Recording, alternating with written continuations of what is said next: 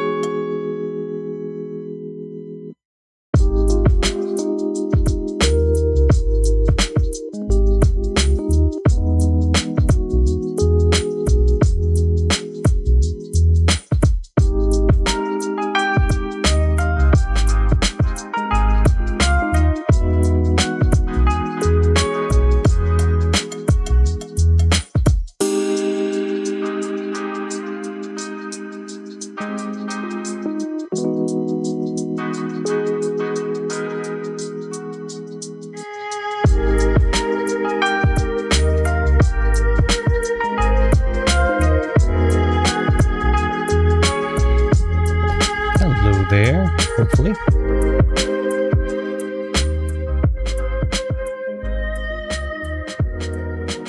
There we go. Let's see. It's always a little bit of a struggle, maybe. Let's see. Yeah, I think that'll do.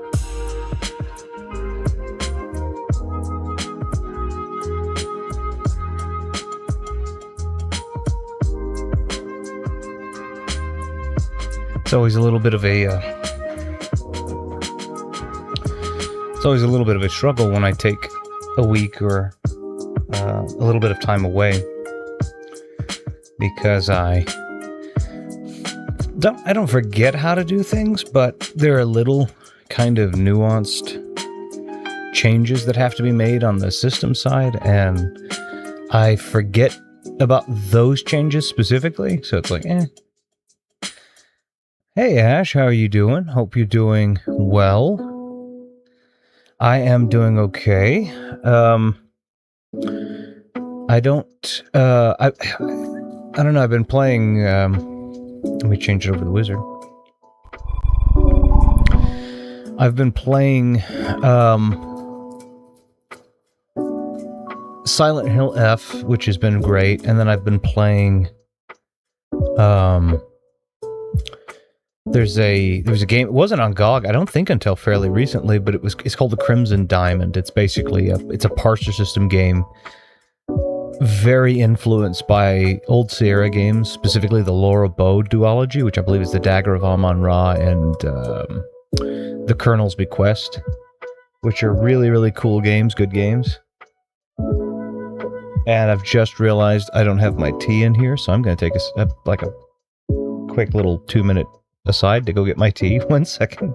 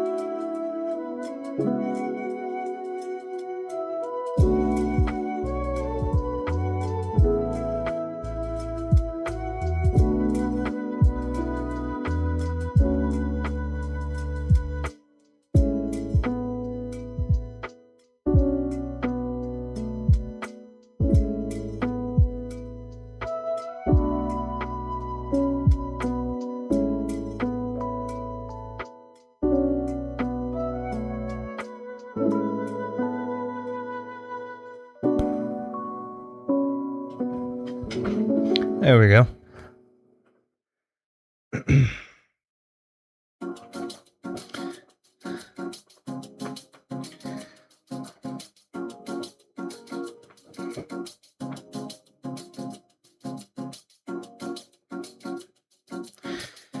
Down, yeah, I'm back. I've got have my tea now. I noticed my throat was a little dry, and then I reached, and my tea wasn't there. So I've just downloaded Silent Hill F2. I've had it since launch, but I just hadn't gotten around to it. I didn't buy it at launch. We just got it. We got Requiem at launch because we were super excited, but we said we'll wait for Silent Hill F. And then I had some friends in the gaming industry, and they gave me they had a physical copy, and they gave it to me for like $30, I think is what I paid for it. So I was like, all right, yeah, we'll do that. So I'll wait. There are a lot of games that I'll like, but I'll be like, you know what? Because if I have too many, I'm always happy to collect games. And if I see a bunch of games that are on a big sale, and I'm like, okay, they're probably not going to get much cheaper than this, I might pick them up. But I don't usually pick games up on how excited I am about the game. More, it's that against. I mean, sometimes I will. Sometimes I'm just excited. Like, for example, next month, The new James Bond game, First Light, will come out, and that will be probably a day one pickup for me. I've been a huge fan. I'm a huge fan of the Hitman games. I'm a huge fan of James Bond. And so for me, it was like, I don't know. It was, you know, I don't know. It's pretty cool. It's pretty neat. Here's my prediction for my opinion on Silent Hill F. I like it as a game, but I dislike it as a Silent Hill game. You're probably right. I don't feel like, so this is, and we may defer here. I don't think Silent Hill has the same kind of continuity that, like Resident Evil, it may be all over the place, and there are things I certainly disagree with in terms of the way that they've approached certain characters, but it does have a continuity, and it does have a timeline, and it does have a series of events, and it does have, you know, and I think that's the way that a lot of people kind of feel about 7 and 8, is like, those ones didn't fall into the continuity. I kind of think, I think that was them, I think it was Capcom being experimental. But I do feel like that Capcom will find a way. I think they kind of already did a little bit with Requiem, but I think that they will find a way to more deeply tie 7 and 8 into the relevance of future installments. But I don't think Silent Hill F has that kind of continuity, really. I mean, it doesn't seem to. One of my favorite Silent Hill titles is 4. Which I like a lot, and 4 is just, it's completely, I mean, it's a very separate thing from the way that several of the other ones are. So I'm like, you know, I will say I've played it. I enjoy it. I think it's a great horror game. I think I like the change in atmosphere. I like the change in character. I like the character. I like the idea of the character. I like the idea of the bad guy. And I also feel, I don't want to spoil anything, but I think Silent Hill, so Resident Evil is, like I said, a linear kind of story. I don't think Silent Hill is. I think Silent Hill is kind of, there used to be an anime called, oh my goodness, Paranoia Agent, I think it was called. And I watched that. It was one of the very few anime. I'm not a huge anime guy. I like older anime. I have some that I definitely love, but I'm not a very mainstream, like, I don't know all of the current animes. I don't have really a great amount of interest in them personally. I will watch some at the recommendation of a person that I trust the tastes in, but it's like, you know, I don't know. And I think that in that, my interpretation was, there was this character, and he probably was a real character, but it was an allegory for different people meeting despair in life. That's what I felt like it was. And so there was the disjointedness of the stories was unified by the single factor of a coping mechanism through suicide, I think, kind of was the underlying thing, but certainly death. I think Silent Hill is that. I think that Silent Hill isn't about jointed stories. I think it's about disjointed stories joined by an underlying theme of how their mind processes dread and copes with dread and potentially in some instances even evil, right? So I've been concerned about the developers' approach to Silent Hill lately. Most of them seem to forget the point, but I don't need to go into it. I mean, yeah, it could be. I mean, I don't know. I don't know the concerns as much. That's mine. That's my thing. Not Silent Hill 2 remake though. That's great. I agree. I really enjoyed my time with that. Resident Evil 7 and 8 are heavily connected to Resident Evil 9 in ways. They'll definitely address it in expansion, or at least RE10. I felt like that they were too, but very loosely connected, I think. I completely agree with you, but I don't think they really tied a tight bow on it. But I do think that they married those in pretty well. I felt this is going to seem weird without going into any detail. There's nothing in the story I think that really betrays that, but I do feel like that there's possibly, or if not probably, a connection between Ashcroft and Rose. But I don't know that. I would really love there to be. I think that would be a really cool tie-in, but I don't know that. Obviously, we know Ashcroft from previous iterations, but I'm talking about new Ashcroft, you know? Hello, Hammerheads. It's been a very long time since I was here since I was last year here. Dr. Mad. Welcome, Dr. Mad. I've kind of changed the way I do these a little bit. Probably a little bit more even since you were last here. As a general rule, what I do is I play games that I have fun with. So I'll have to ask in advance that you forgive if I am not playing the most popular game at the time, just because I feel like that's kind of part of the philosophy I want to embody, and I hope that it's part of a philosophy people might enjoy. And I kind of start off by just talking with people. We talk about philosophy, we talk about games, we talk about different various opinions, and just kind of trade back and forth for a little while, and then I get back into the playing of a game, in this case a 1994 point-and-click title that I think flies under the radar. By the way, if you are interested in that type of, if you are interested in those types of games too, this particular one is free, so at very least, there's no promotion, I don't get anything, no kickbacks, no points. But if you want to go to, if you want to go into the link of this video, there is a link to where the game that I'm going to be playing is free. It's abandonware, but it's on a site that doesn't have all of the pop-ups and nasty, dirty stuff that happens on a lot of abandonware sites. So if you're interested.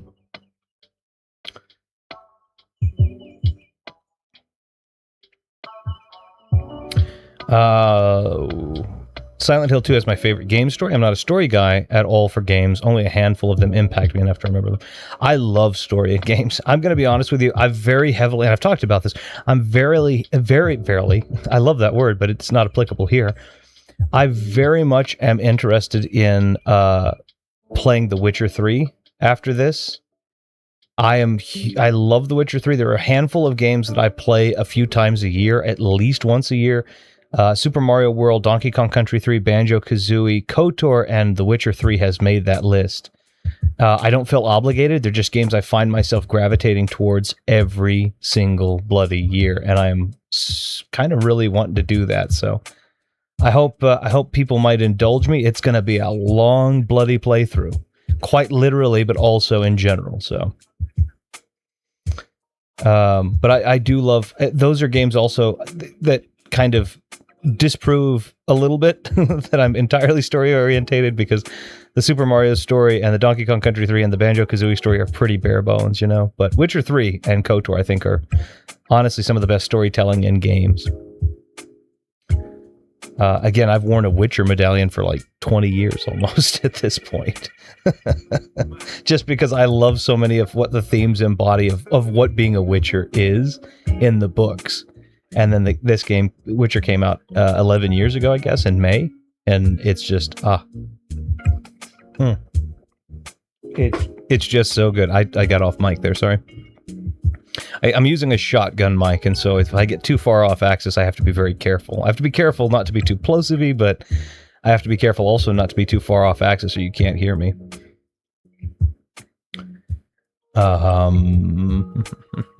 Probably a few years, can't exactly remember, but I hope everyone is fine since I was last seen you. Everyone's doing well. And I mean, like I've said before, I hope I've said this while you were in here, I say this the same way, everyone is welcome at any point in time, but there's never obligation. I don't care about numbers, I don't care about how many thumbs up I get, I don't care about any of that. Just come in, have as much of a fun time as you can. If it's not your cup of tea, it's not your cup of tea. If you're having fun, stay as long as it's fun. If it becomes less fun for you, go do what's fun. Have fun. It's always a pleasure to have your time and your conversation when you're willing to share it.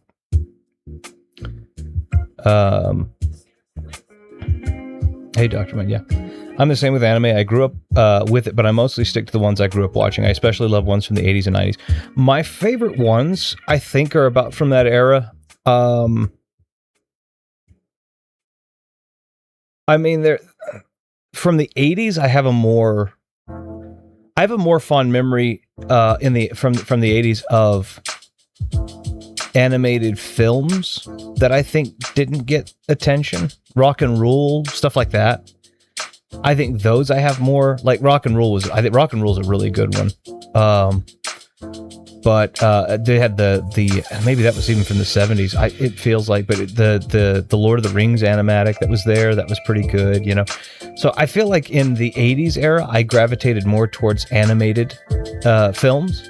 And then in the 90s, that's where the anime, I kind of picked up a little bit. Mid 90s to the early 2000s, I kind of was like, okay, this is cool. I did a lot of Ghost in the Shell, loved Ghost in the Shell, loved the music of Ghost in the Shell. I have the soundtrack. That was just, I was very, the idea of Deus Ex Machina as a concept, but then, you know, I don't know, I was very much into that. And I think that remains my favorite. And then Cowboy Bebop kind of hit everybody, and I thought that was fun. Trigun was fun. I guess I really liked space westerns. That's kind of... I think that one... Let's see. Samurai Champloo. I think I started watching that in the early 2000s because it came on. I was like, oh, this is cool. I'd finish doing some work, and then I'd... okay. Or, you know, I used to have to get up for work at like...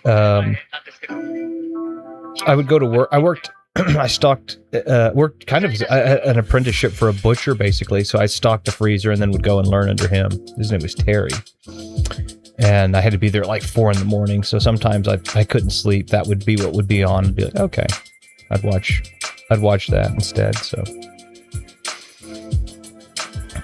the thing I remember from you is when you played a video game and you did an old man impersonation. Quite good, actually. Well, maybe I'm actually an old man doing a stronger voice impersonation. Better. That could be the case. I appreciate that, though. I guess I don't know. As I say, last time I did an old man impersonation that I can remember was A Hat in Time, but I probably have done a fair few of them, if I'm to be honest. So, but thank you. I rarely have time for video games these days. Too busy with my own projects and attending conventions. That's good, though. I mean, if it's something that you're enjoying, if it's something you really enjoy, I think that's great. I make time for it. I do. I mean, I have a lot of different things I have to do for work, and obviously I have a family, and I've I have those types of responsibilities, but I feel like that we have to, and again, I'm not saying you're not doing this. This is just me for me. I put a lot of attention, I think, into, I think I do. I put a lot of attention into making time for catharsis. I think the world, I've posited this before. I think the world is in a state and position where we've become burdened with convenience. We have everything at our fingertips, and people have businesses, corporations, people even have espoused this view that means that to not do something with that is to not be productive, and that the purpose of life is productivity. And I disagree with all of those elements. I think that the purpose of life is to live. And I think that the more that I'm actively doing that isn't in service to living and experiencing life, I think that I'm actually being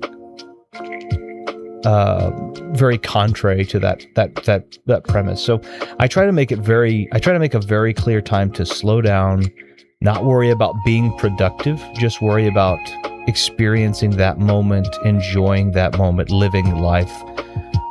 And of course, video games for me, as I said before, are cathartic. So I think that kind of comfort being afforded is a necessary aspect of that. So that's just me. Witcher 3, unsubscribe. I love it. I really love it. I will forever keep the running joke going that I hate The Witcher 3. I mean, hey, and here's the thing. You can hate it. I don't think that there's a lot of people... We've talked about this before. Just because everybody in the world thinks it's a 10 out of 10 doesn't mean you have to enjoy it. Everyone in the world can think... there are games that I know for a fact that the world probably thinks en masse are horrible that I just have fun with. the point isn't to fall into the groove. It's to, do you like it, or it's to understand whether you do or don't like it. You and I don't need to agree. If you actually, I know you say the joke, if you actually hate it, then that's okay. I mean, I love it, but if you hate it, that's cool. I don't need you to agree with me. I need you to be honest with yourself. But I like it. I can't wait for Comic-Con Liverpool in 2 weeks. Dozens of guests will be there, but I have a limit when it comes to my budget, so I'm only meeting 4 guests. Oh, okay. All right. I mean, obviously, it's good to stay within the budget. I'll be meeting Zach Galligan, best known for playing Billy Peltzer in Gremlins and Gremlins 2. The new batch, Billy West, who for me will always be Bugs Bunny in Space Jam. Yeah. Billy West for me. Billy West for me. I get. Oh, what was my first memory of Billy West? The Red M&M, him and J.K. Simmons as the M&Ms in the adverts of the 90s. I think that might be my biggest. I mean, he's done so many voices, obviously, but I think my biggest and potentially fondest memory. He did Futurama, and I love Futurama. I watched the premiere episodes of that. I remember watching the premiere episode in December of '99 I think it was December of '99. I'm pretty sure it was, of Family Guy. So I mean, it's just like, fond memories there too. But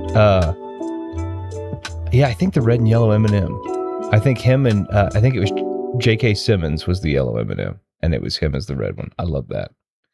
But Bugs Bunny, he's definitely great for Bugs Bunny and Space Jam too, considering, I mean, Bugs Bunny, I grew up watching a lot of the television that I watched was from the 50s and 60s.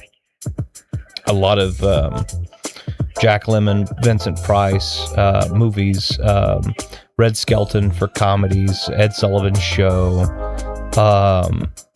And that meant that some of the cartoons also, a lot of the Mel Blanc Merry Melodies cartoons.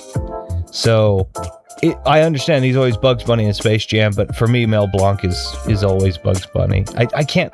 I've seen a recent Bugs Bunny cartoon they tried to make, and I don't think Bugs Bunny sounds like Bugs Bunny should to me. Which I'm a little disappointed at. I mean, it's okay. It's still the character, and I'm being silly. Obviously, Mel Blanc can't still do it, but it's just, I don't know. Shannon Purser, who played Barbara Holland in 3 episodes of Stranger Things Season 1. Okay, all right. Stephen Williams, Mr. X himself from the X-Files. It's a good lineup. That's a really good lineup. It's a really good lineup. That's really nice. I really don't hate The Witcher 3. It's a very well made game. Yeah, I didn't figure you did, but again, I want to be very clear. I don't need people to. I'll give you an example. I'll give you an example of this, Ash. Mouse PI, the Mouse PI game that came out, right? It just looks like a fun time, and you and I've talked about it, and you've said you've enjoyed it so far. I found out by happenstance. I did not go looking for it. I wasn't interested in it. It popped up as a random piece of my page. I don't know why. I was listening to when I go to YouTube, I don't like to watch YouTube. I like to listen to like long form debates on ethereal topics. So there's no reason for it, but I guess I've turned off all of my phone doesn't have any permissions to watch my viewing habits and recommend stuff to me. I've turned all of those permissions off. So anything I get recommended is going to just be a grab bag because I've taken away any permission to watch what I'm doing. I don't want you to recommend things to me. And so a box came up randomly, and it was the picture of the IGN rating, which I think gave that Mouse PI or whatever a 6 out of 10, which is above average, but not great. It's just like it's just a bit above average, and maybe that's a fair rating for it. But it's like when I saw that and I looked at it, it's like this is probably why I stopped looking at reviews a long time ago. When people started getting paid to give good reviews, and I've talked about this before too with Game Informer. The reason I used to read the reviews is because it was in their best interests to try to get you to buy the games, but it didn't matter what game, so long as you bought it from them. So when they gave a poor review, you knew it was probably an actually poor review, because they're incentivized to give every game a pretty good review, so you'll buy it from them. And so when they would give a game a 4, you're like, okay, I'm not going to buy this game from them at a 4 because they're saying it's a 4 and they want me to buy the game anyway. And it's like, but now there's no self-conflict of interest there for them. A lot has changed in my life since I last watched your live streams. I lost my mom 2 years back at the age of 54 from COPD and influenza. It didn't help that she had been smoking since 12. I'm sorry to hear that. I am so sorry to hear that. I really detest smoking. I really do. And I will say, I'm not going to name names. I work in the tobacco industry. Ironically, because that was the job. I don't promote that anybody begin smoking. I'm very, very clear about that. I've been very clear about that with even my company.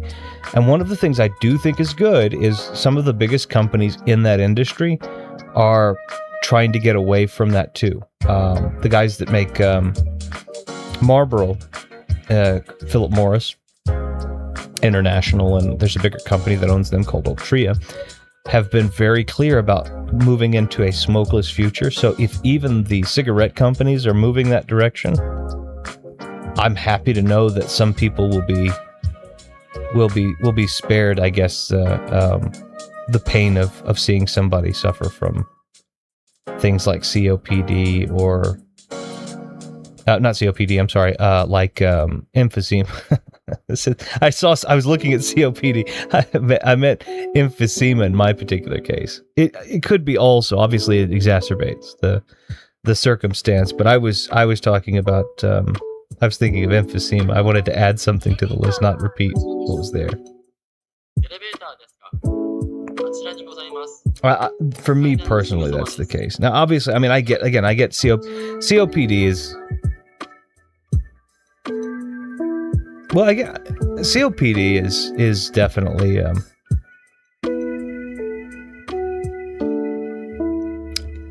I don't know. COPD is definitely one too, though. Not even just, I was just saying emphysema, but even, I mean, of course, COPD. I think, and I want to say actually, now that I'm thinking about COPD, I think the primary cause of COPD is smoking. I don't think that that's exclusively it, but now that I'm thinking back to the different openings, yeah, I think that they do. I think that COPD's number one causal link is smoking tobacco. So no, actually that too. I'm sorry. Either which way, it's terrible. I'm sorry. Believe me, Mel Blanc is the master template of voice acting, not to mention he inspired generations of voice actors. I would argue the modern day Mel Blanc, I agree with that. I don't want to jump, and I'm not trying to jump, by the way, I don't want to jump topics too rapidly, because I don't want to diminish at all the importance of that. I was just hoping that to move to a lighter topic so that I don't belabor the sad.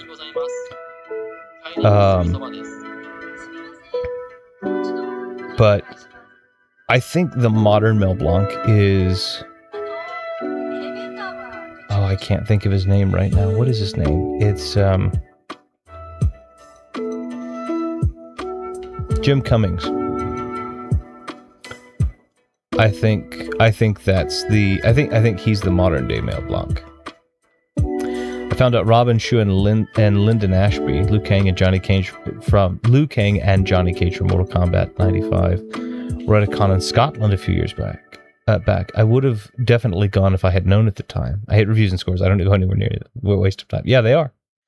Sorry to hear that, Dr. Mod. Yeah, I am. I'm very sorry to hear that. I do hope. You said a lot in your life has changed. I hope that for the sad, the pain that you have seen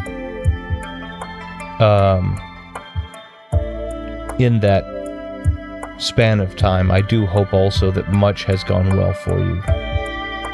I hope that you've had a good time in some instances, a great time, and some great successes as well. I've met Jim Cummings once, a wonderful guy. He seems like a lot of fun. I've never had I've met several. I've had the opportunity to meet several great people, fun people, and do certain things. Like I've met Barry Sanders, The Miz, Hulk Hogan, T.C. Carson, Mark Hamill, Robert Carlyle.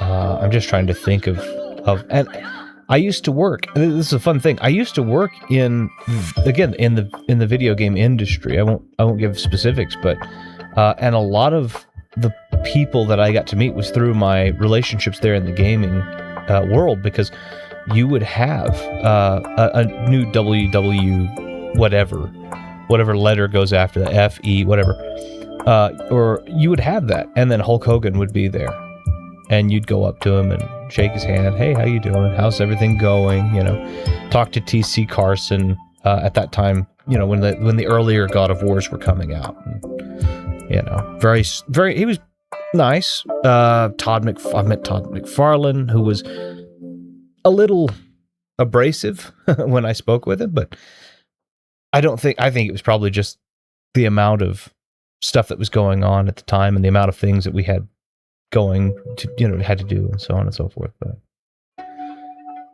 you've never met me. Imagine how lucky you'd be. Yeah, I mean, in person I haven't.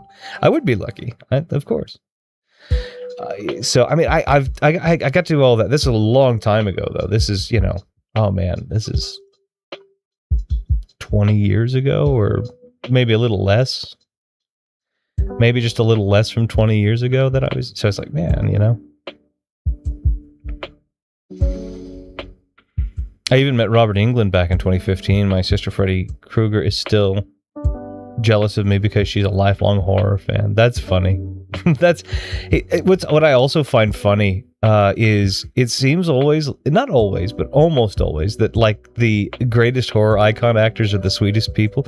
Robert Englund seems like such a sweet guy. And then I was watching, I can't remember his name. If you've never seen this, one of the it's like B-C+ movie tier. I love it. It's they're horror movies. I think there were only 2 of them. At least I only know of 2 of them. It's kind of like Leprechaun, right? With, I think, Warwick Davis. It's not really horror, but you love it when everybody chews the scenery a little bit, chews the script a little bit. And it's called Wishmaster, and it's basically this evil. It's the whole concept of, for anybody who's watched Aladdin and thought that's what a genie historically has been and is, you know, bless you, I guess. But there are a lot of great stories, old and new, of genies or jinn being creatures where you have to be very specific about the way you word what you want, because the most dangerous thing is the most dangerous thing, excuse me, that you can do is want without understanding. That'll actually get a little bit. I'll actually bring something philosophical into this in a second, because that's kind of what the title of this was about. But it's an interesting philosophy, and I think it's actually something that I'm going to prescribe to anybody who is comfortable. And it's something I'm doing too, obviously, but it's just. But any which way, point being is it's this idea of this genie or this jinn who comes out and has to consume a certain number of souls. The way he does it is by granting your wish. So you wish for something, he gives it to you in a way that you don't want it, and then in trade for that wish, he also gets your soul, and then after he gets X amount of souls, he gets to roam the world with, you know, infinite power and the gates of whatever realm. It's not really hell, he's just a jinn, but it's like the gates of whatever will be. Yeah, I don't know. It's really, but the guy that played him seems like such a sweet guy, but he's such a such a terrible there's a scene where the guy wishes to die from cancer and they make it like, which cancer? All of them. And they make it a visceral death. I mean, there's just it's just bile and viscera. It's really funny. MCM Manchester Comic Con 2013 was my first convention. I met Warwick Davis, great guy. Back then it only cost £20 for his autograph, and now they're asking £80. Yeah, I mean, that's interesting that it only cost £20 back in 2013, because he was kind of already a big deal. Like, he had already done quite a few things, and been pretty. I mean, everything from having been in Star Wars to having been in Leprechaun to having been in Willow. I mean, he had already done quite a bit. So the fact that it only cost £20, that's pretty impressive. I think he's worth the £80. Honestly, I think that's still, for me, that'd still be worth it. I really like him. I love Wishmaster. Oh, I'm glad you know it then. I do too. It's one of my, I really like it.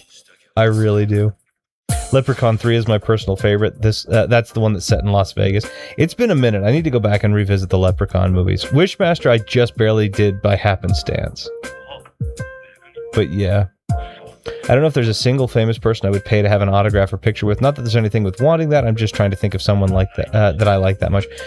For me, I'm very lucky that in the autographs and such that I had, I didn't have to pay.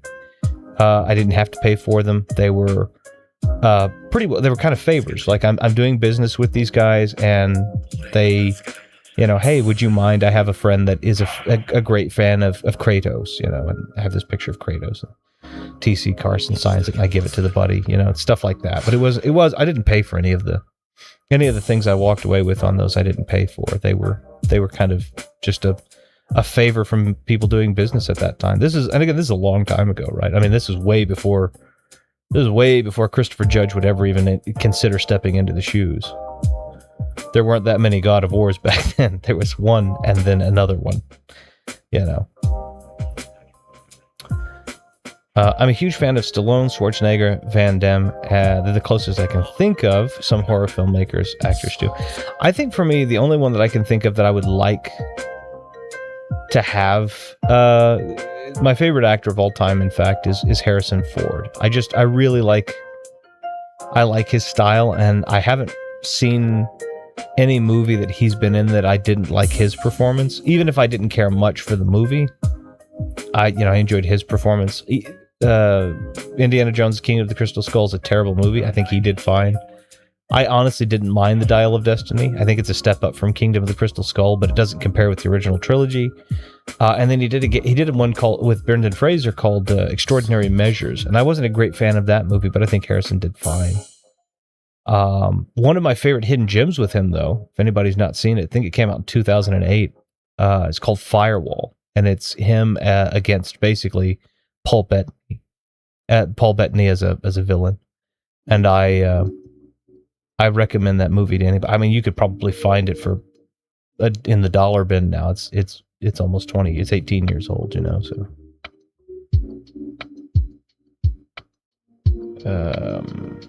Most of the people I've wanted to meet who are no longer with us. Richard Burton is one of them. He'll always be the narrator of Jeff Wayne's musical version of The War of the Worlds. Speaking of the War of the Worlds,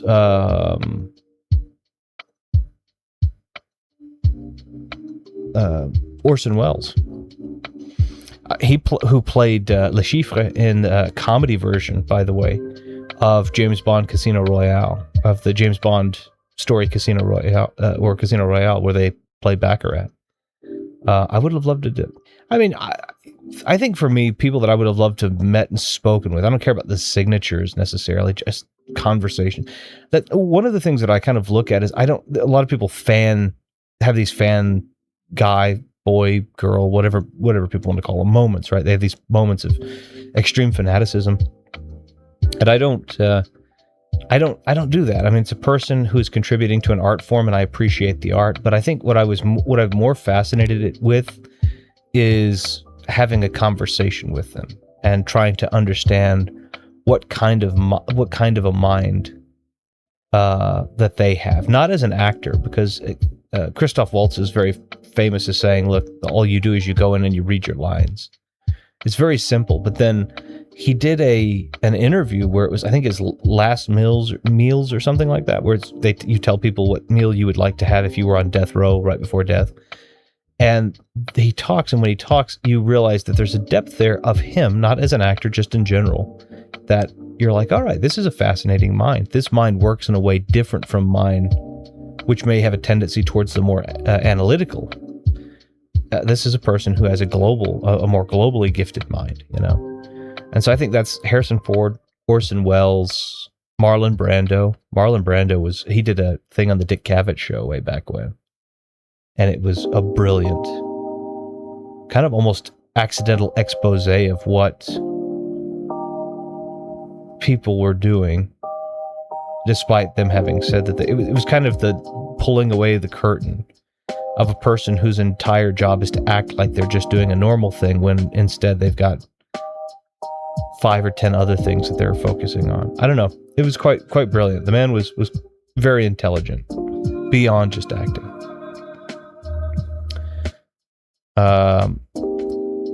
Infinite power sounds like too many watts for my charger, not gonna lie. It might be, but at the same time, you never have to worry about the phone going dead. Welcome in, copyright.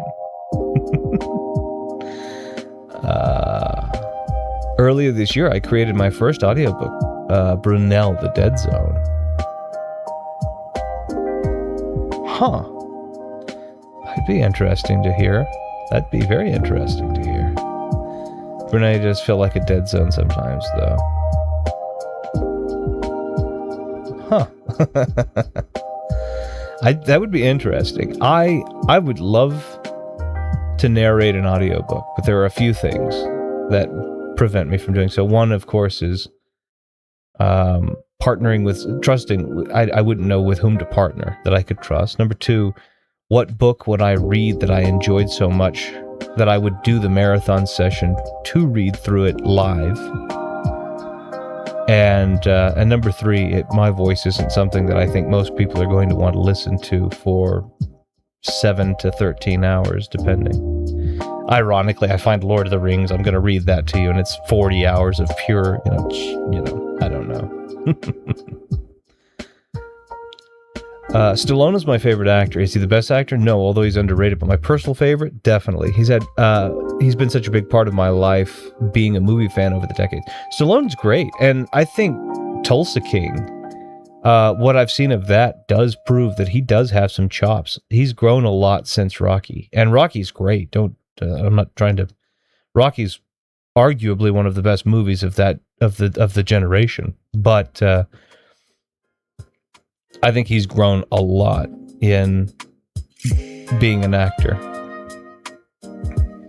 I'm not a picture guy. I just want to talk to them for about 10 minutes. Yeah, that's fair. That's perfectly fair. I think it's kind of one of the things that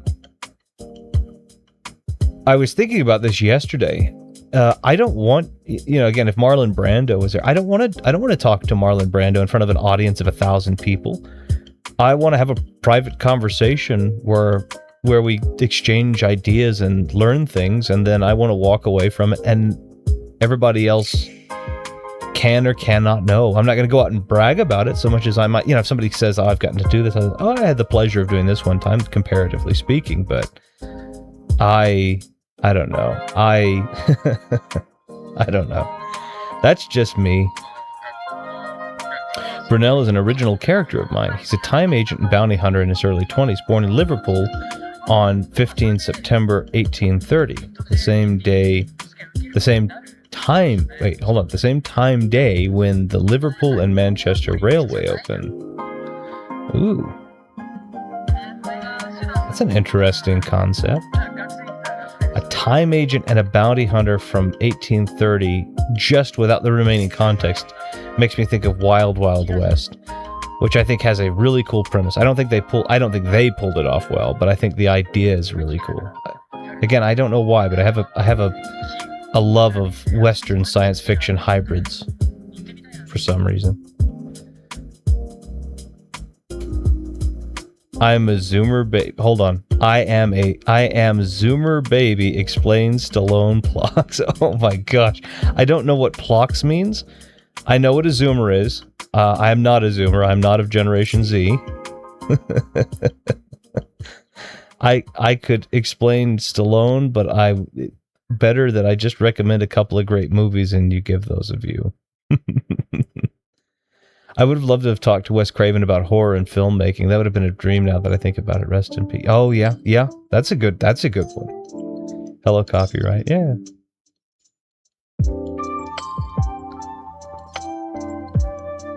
Oh, hold on 1 second.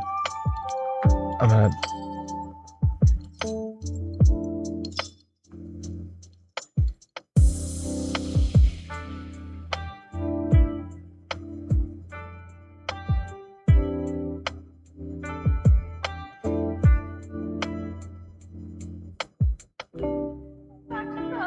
Sorry, my wife messaged me. I don't have my phone super close, but I have my computer linked to it so that in the event that I need I have an emergency, it'll pop up on my computer.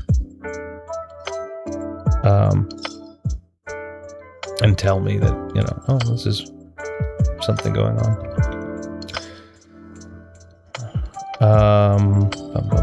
Brunel was orphaned as a baby. He was found by a time agent and raised by Black Nebula, a time agency. Once he turned 13, that's where he began his training, and he travels and protects the multiverse. The multiverse. So we've got time travel, multiverse theory, raised in, or born in 1830. That's an interesting... There are questions, obviously, but they are too numerous and fairly poorly informed. I'll have to take a look at that. You can partner with me and narrate my horror short. I would love to do that. Again, I doubt my voice is one for that, but I would love... I think this is one thing that I would consider consider a great achievement, and I don't need to make any money from it, but I love... I've talked about actors that I'm a great fan of. I'm a great fan of the late... speaking of horror icons, obviously, I think everybody... And I'm going to name a few that people already know and people probably stereotypically would say. It's... Bela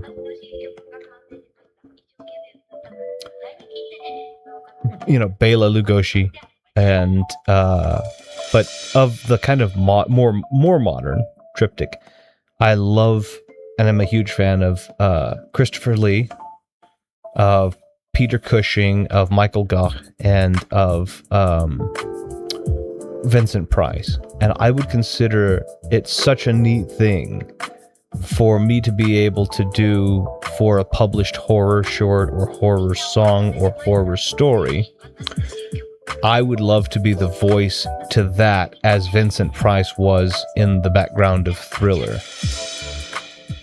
That would be a mark I would love to leave, because I love the way that Vincent Price was. And Vincent Price, again, a very generally kind man who was interested more in the culinary arts than he was in horror, though he very proudly wore the moniker of a horror icon. So I think it's good. I think that's something I would really take great pride in. If my voice were firstly considered suitable, and if secondly I were considered at all for being able to do that. Sounds interesting. At minimum, is it inspired by number 5 from Umbrella Academy? With no identity and no date, Brunel was named after one of the most famous figures of the 19th century. The Isambard Kingdom Brunel. He has no surname, since he never knew his parents. That would be. Brunel was inspired by the likes of James Bond, Rick Deckard from Blade Runner, and Max Payne. Okay. Those are 3 very interesting characters to mesh up together. James Bond and Max Payne, I can kind of see the link in, but Deckard is a little difficult, considering especially the way that they made it in the newer Blade Runner movie, which I think they did a really good job with also, but the original was fantastic. I know Brando primarily as a giant blimp in the middle of the Pacific during a Freakazoid episode.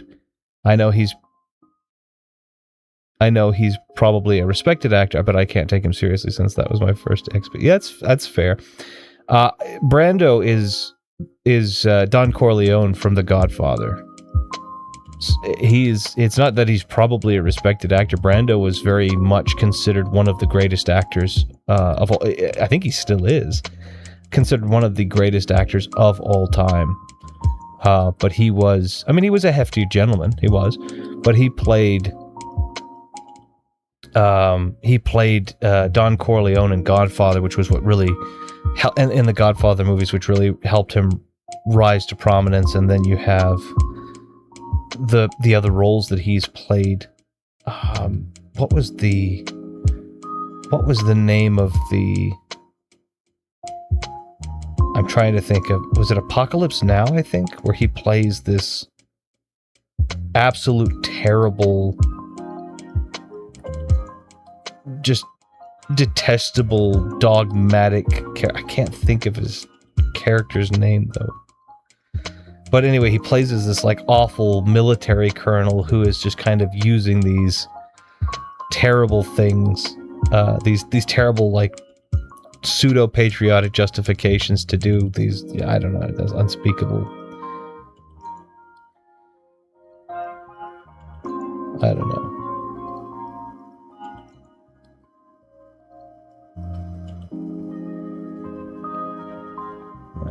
Where did I lost my place?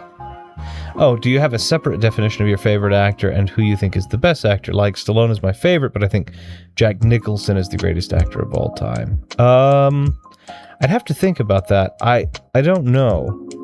Nicholson's great, for sure. I think I probably would have a different opinion between those two, yeah. Interesting regardless. I generally prefer written text. Is your book available in print? Anna, stop messaging him. He's ours for the next few hours.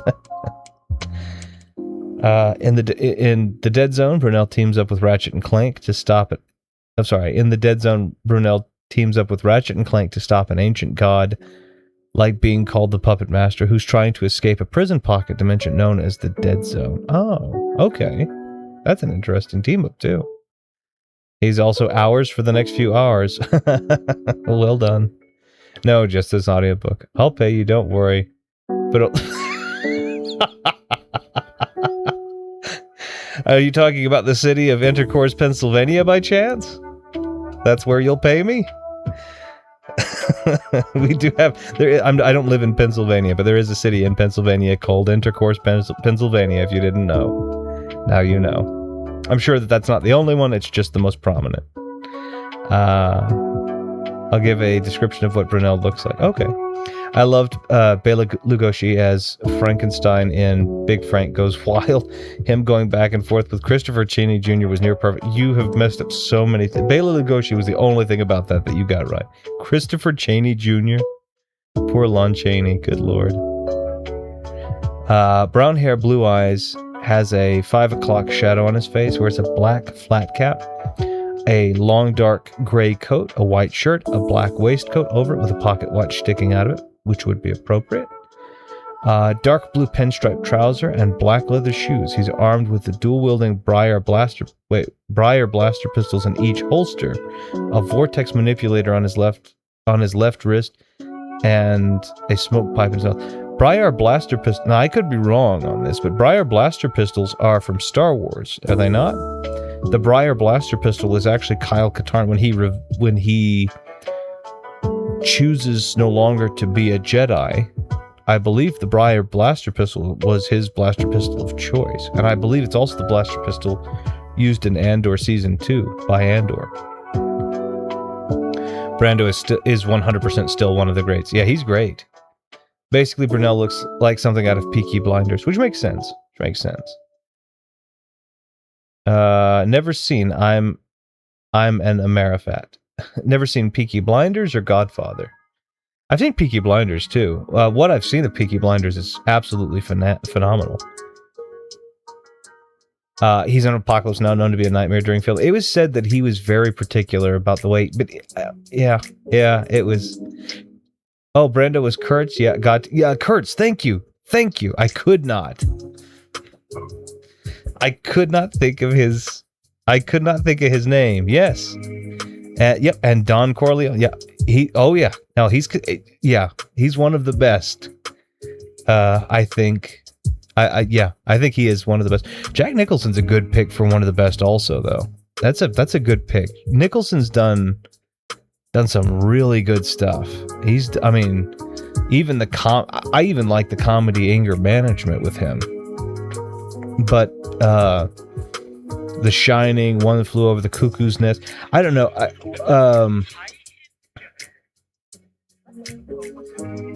Golly, I don't know. That's a good question. I think I'd have to think about that more deeply. Because there are so many great actors. But yeah, Marlon Brando is fantastic. He's passed away. He's been gone for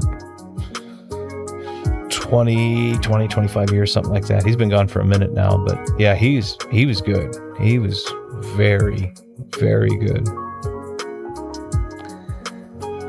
I'm already working on the next Brunel story titled Trihexalon. Trihexalon, what a nice name. 3-6 of them. But Trihexalon sounds like... Somebody did, that was just a long time ago, a friend of mine wrote a script where he had this whole world built up, and the credo was the Helvetica. And it's just fun to play with words and recontextualize them, knowing that you might have, this thing may have existed, but you've brought this new meaning to it. It's really just neat to play with those, or to play with the syllables. I think that's cool. By the way, are you going to hire me? I need to know so I can move countries. I'll just leave it at that. I could pay you an N64 cartridges. Sure, I don't mind. I could do that. I also want to move countries. Please hire me for pennies. Anyone outside the USA. I'm inside of the USA, so I don't think I would be eligible. I will say, the USA right now is doing some really wonky things. I'll explain in a minute the philosophy that I was putting into the title. But yeah, we're doing some really stupid stuff. I don't know why we're doing it. I have suspicions, but yeah. Al Pacino in Dog Day Afternoon is one of the greatest performances ever, too. Yeah. Pacino's great. I mean, you got to think about this, too. When you're thinking about the great actors, especially great actors, Italian actors, or of that kind. You have to think, there's a lot of great kind of New England Italian actors that kind of... You have, obviously, Brando, who played Corleone, but you also have legitimate, Pacino, De Niro, oh man, The Irishman. Who is the other one? Pacino, De Niro, and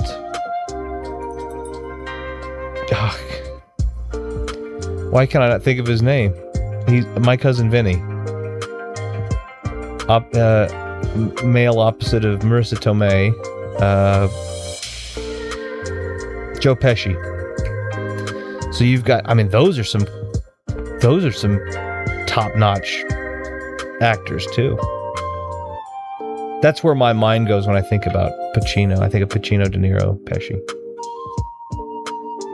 Casino. I actually have a framed shadow art box, wax-sealed shadow art box of some of the stuff from Casino, the bloodied pen and roulette wheel and dice.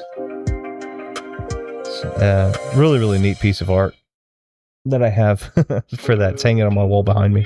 Not behind me, my bookshelf's behind me, but I'm turned away from it. It's on the wall above one of my shelving systems. Anyway. Poggers. I don't know. I can move to Turf Island now. I don't know what Poggers means. I can move to Turf Island now. In 10 minutes. I can't get through TSA that fast. You may not have to though. Copyright. Remember, there was a toss-up. I don't know if you knew about this. There was a toss-up as to whether or not we should replace TSA with ICE. You may not have to get through TSA. You may have to get through ICE. Wait, you said Poggers fired. I don't know what Poggers mean. Fire, and then the fire guy comes. Nicholson, Pacino, Denzel, Dustin Hoffman, De Niro, a few of my all-time greats. Good picks, too. You know, a movie that I think is underrated with Denzel Washington, and I just don't think it got the love it needed to, was John Q. I really thought that movie was good. I thought Denzel's performance was great, and I think that it just got brushed under the rug by a lot of people. I love pairing Brunel with other people. He's very much a team leader, but my favorite is when he's with his girlfriend. When he's with his girlfriend, Inuyasha and Kagome. Both pairs are couples, and there's a lot of chemistry. Inuyasha and that was an anime. I seem to remember having seen that before. It's the guy that has a lot like long white hair. I think if I remember, it's been a minute since I think I had heard that name.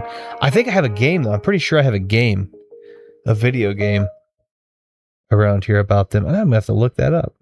I think I have it for PS2. Where's my PS2 shelf? I'm not gonna be able to see it. My PS2 shelf is too deep. So I'd have to pull a whole bunch out of the front row to see in the back row. So I might take a look at that though. I know those names. So I have seen something. I'm pretty sure that was an anime, and I'm pretty darn sure I saw some of that. But I cannot remember, because if it were, I have not seen it for a long time.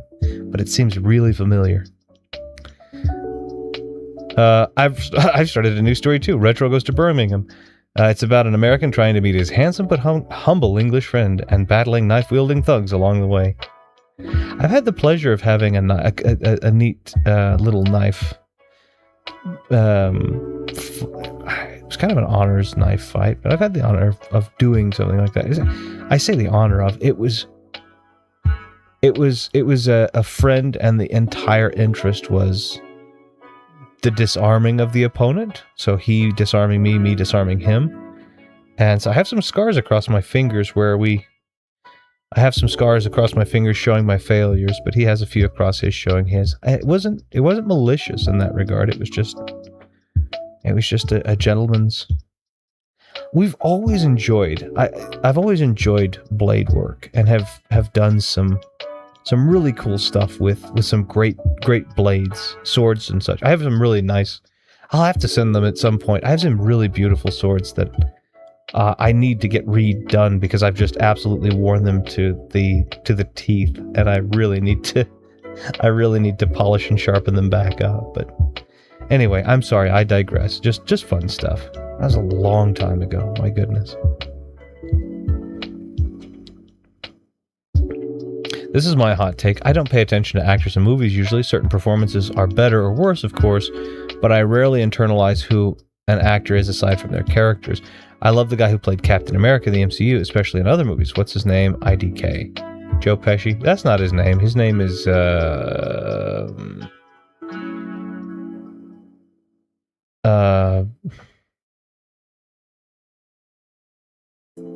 Chris Evans. I think I've only ever seen him in the MCU. I can't think of anything I've seen him in outside of that. I've seen him as Captain America and as the Human Torch.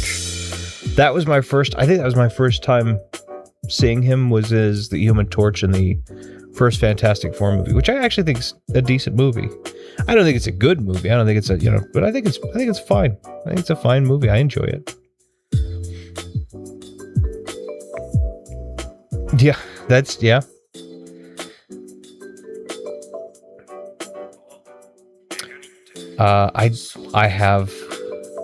I have a surname, and my surname means I won't say what my surname is, my actual surname is, but my surname would technically mean, depending on who you ask and who spells it in a way, because it's spelled two different ways, but it is, if you spell it one way, it means, I'm going to stay really vague, because it's not if I say one, it's not going to be a puzzle you can just translate. So I'm going to keep it really vague. If you spell it one way, it means in another language something that you would use to maintain decent hygiene. But if you spell it the other way, it means that which is bad for whomever it encounters. Or whomever encounters it also, I suppose. If somebody guesses based off of that, I will be incredibly impressed. But that is my surname. My actual surname. Oh, man. Okay.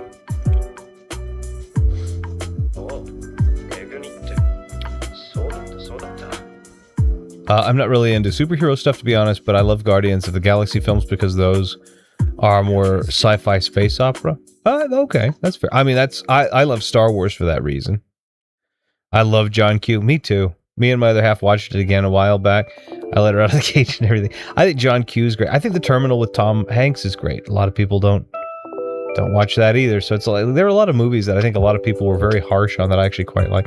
Matter of fact, that's my first exposure. The guy that plays Diego Luna, the guy that plays Cassian Andor in Star Wars Andor. My first exposure to him was in the movie The Terminal with Tom Hanks. He plays a really interesting character. And speaking of Guardians of the Galaxy, I think that was my first exposure to the lady that plays Gamora. Is it Zoe Saldana? Am I right? I don't remember. But anyway, my first exposure to her was The Terminal with Tom Hanks. I don't remember having ever seen her in a movie until I watched that movie. So, some of the greatest actors that we have today, my first exposure was them playing side by side with Tom Hanks in The Terminal. And of course, I knew Tom Hanks I'd seen Tom Hanks movies for a long time, and Catherine Zeta-Jones is in it. I've seen that for a long time. So that was, it's interesting how everything just tied in right there.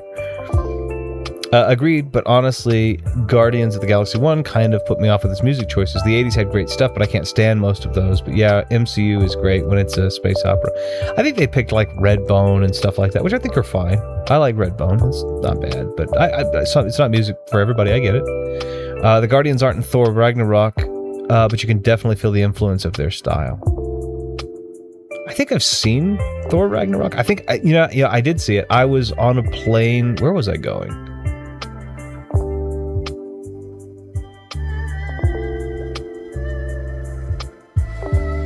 I think I was on a plane from Florida, and I watched it on the plane. Yeah, I think that's right. I believe I watched it on a plane trip back from Florida. I was coming back from a business conference, and it was one of the movies. I didn't care much for it as a movie on the whole. I do like the bad guy. I think Gore is a really good analogy for theism versus atheism. I don't necessarily think that it's definitely not as nuanced as people of a real faith would believe it need be, and I agree with that. But at the same time, I think it was a really neat kind of caricature for that argument. I love the soundtrack, and I'm very old school when it comes to music anyway. That's good. I am old school, but very probably because I am older. So it's not just old school, I'm also a little older. So some of the things that people are saying are old school are things that I just kind of grew up with. I grew up with Frankie Valli and the Four Seasons. You kidding me? And the Monkees and the Beatles.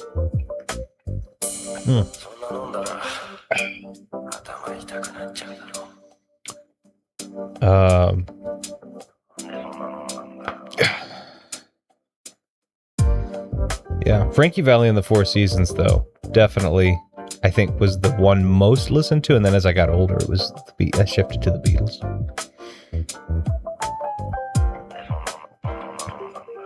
I had a disarm fight myself before I knew it. My jeans were down. Weird. Guess I lost.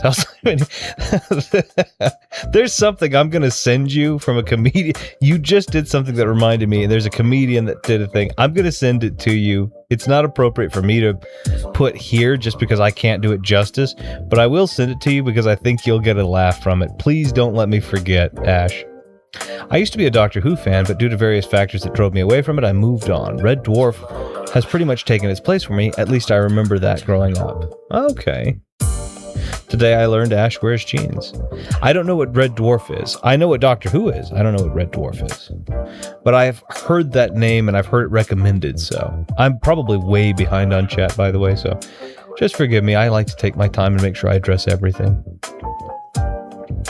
Chris Evans copyright, so I'm assuming that's back. Yeah, so I guess I am way behind, because yeah. Joe Pesci was me answering who was in My Cousin Vinny, and you're welcome. Yeah, well, thank you. I appreciate that. My Cousin Vinny's a great movie also. Do you still enjoy older DW episodes, Doctor Who, I'm assuming, or are you just 100% over it? He won't tell me his surname, and we're we're as close to lovers as two straight men can be. What an interesting sentence that is. I think that's what Vinny meant by queer platonicity. I still don't understand that. Vinny might have to help me understand, because I still don't quite get it. No, I've stopped watching Doctor Who completely. I never grew up watching it anyway, since it was off air throughout the 90s and early 2000s. Rich, what types of swords are they?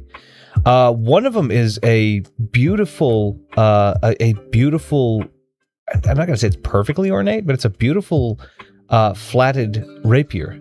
It's a beautiful piece of work. And then the other one is a kind of a wood-hilted longsword.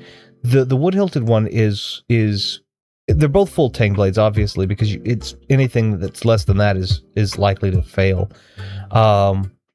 But yeah, I have this beautiful. I have a couple of really ornate ones, but this particular one, it's a little bit, thicker than your traditional rapier would be, I think. But it's the balance is beautiful on it. The grip feels great. The guard is very pleasant. Would easily stop a blade from causing issue with the fingers, and it just feels good in the hand. I mean, you're taught that it's an extension of you in many ways, and depending on Agrippa or whomever you're studying in that regard, you have this kind of flow from the sword to the way that the arm moves. The sword is intended to be the extended will, this one long finger, effectively. And I don't know, it's just with this particular sword, it's so easy to feel that flow very quickly. I'll see if I can send some pictures. Well, it's battered, and I've not kept it well. So I likely will clean, sharpen, and oil it again. But oh my goodness, it was really neat. Aside from that, aside from that, ever given the Stargate TV show a try? It's almost like a military conspiracy version of Doctor Who. That's interesting. There's a lot of reasons why I stopped watching Doctor Who. Loss of interest, too many egos and gatekeeping in the fandom, my time with BBV Productions ending on a bad note thanks to Bill Bags. Oh, that's fair. I mean, if you have a personal tie to it like that, obviously that's going to be a stronger incentive or disincentive in a direction, so I get that. And getting banned from a Doctor Who convention for no valid reason was the final nail in a coffin. I've watched a few episodes of Stargate. I've seen the 1994 film as well. I don't think that's...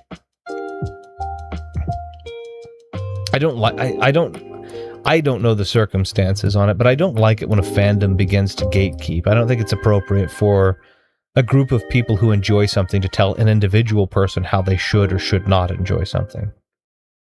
Going back to what I had said at the very beginning of this, the entire reason that I'm playing the games that I'm playing is because I don't care about the numbers and the being famous. I care about having fun and sharing that moment of fun that I'm having with a group of people whom I also hope are going to have fun. So, permit me a moment. My wife is calling. She doesn't usually call me unless it's an emergency or important, so let me make sure I get to her. One moment, please.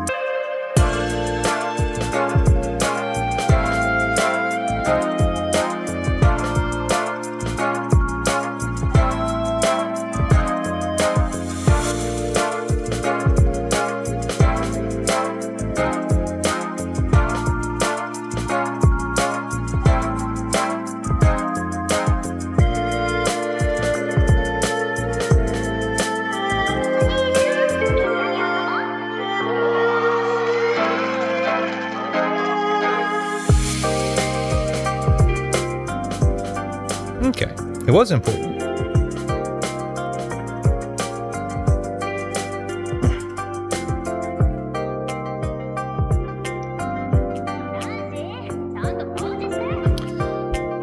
There we go. All right. Sorry. Let me jump back in. Like it. Full disc. I'm a fan of the early seasons. Full disc. Nice. Pretty good, yes. Speaking of the Beatles, I'm not far from Liverpool, where they came from. Yeah. Yeah, they're Liverpudlians. I assume either in Manchester and between the two.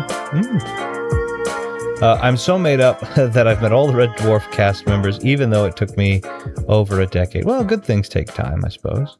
Red Dwarf is the show over here. Oh, it's interesting because I'm not wholly unfamiliar with a lot of British television.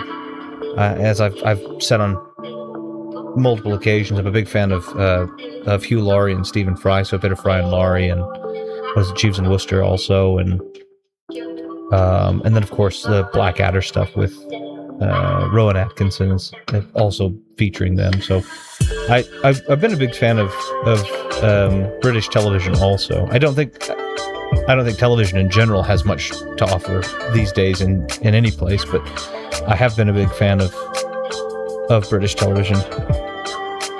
And then, of course, I was introduced to Doctor Who. I don't know much about the fandom. I can say I enjoyed the Tennant seasons the most.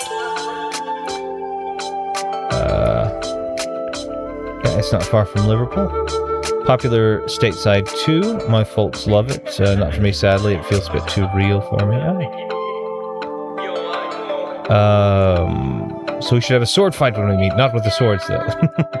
Well... So with spears, I don't know how to spear fight at all. I don't have any training at all with polearm spears or otherwise, so I would lose probably. It's no surprise that I'm a Red Dwarf fan since I've got Rimmer as my avatar. Oh yeah, I didn't know that was indicative, but I will take a deeper look, I suppose, into it all. How come Viddy hasn't shown up after Doctor Who was mentioned? Is he dead? I'm sure I started a little earlier than he's used to. He normally comes on about between 3 and 4, and I think he had said time change had messed with him, so it may take him a couple of months to get adjusted.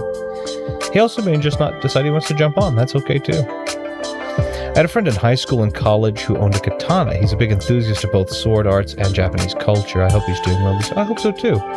I don't know much about. I do have some katanas, but I doubt they were gifted to me. I doubt very highly that they're of any kind of quality, and I don't know how to use a katana. Again, I've not studied any. I've studied, their understandings, and I've studied some very, very, very, very low-level understandings of Japanese sword cultures and histories, but I do not know at all how to use one of those things. I have some years of working with a rapier, but nothing Japanese. I used to own nunchucks. I can use them too. Genuine fact for me. That's pretty neat. I do own nunchucks. They were also a gift. I don't know that I can use those either. Never tried to learn. Might be people who are sleeply, I guess. TM trademark. Australians don't sleep. I'm so fortunate to have met a few Star Wars actors who've long since passed on, like David Prowse, Kenny Baker, and Jeremy Bulloch.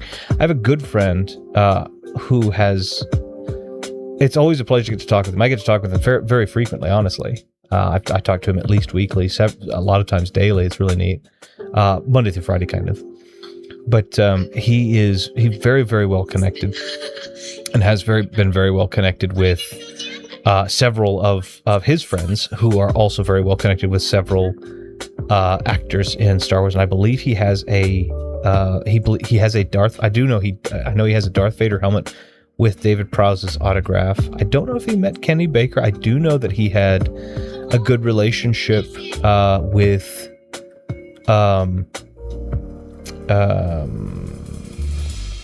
I can't think of his name right now. Goodness. Peter. Goodness. What is his name?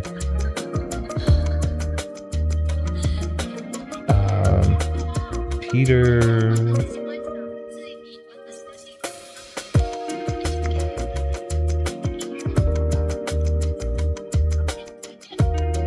Peter Mayhew. Goodness.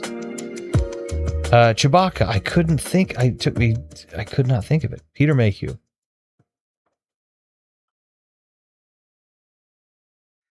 But yeah, I think he actually had gone, and I know he showed me he's got his, I guess Peter Mayhew's wife had given them a piece of the clipping of the original Chewbacca suit and everything as a keepsake, and so. But he actually went and, I believe he went and watched the movie with them, the episode 4 movie with them, and Peter Mayhew was kind of talking about silly little odds and ends and things that had happened, and just kind of the neat behind the scenes stuff. It's really neat. He's a huge Star Wars enthusiasts, but in terms of actually knowing and meeting and talking with the actors, when I met with Mark Hamill, it had nothing to do with Star Wars. It was actually involving him as Joker from the Batman series back with Kevin Conroy and he. So it didn't actually have anything to do with Star Wars whatsoever, and I didn't ask anything about Star Wars really either. It's just like, okay. It's just like, all right, yeah. He was nice. Kenny Baker was supposed to play Wicket the Ewok in Return of the Jedi, but he came down with food poisoning. Instead, Warwick Davis got the part. I think I had heard that to be the case. I didn't know that definitively, though. That's pretty neat. Thanks for the trivia, yeah. I can't stand Warwick Davis. I don't know why.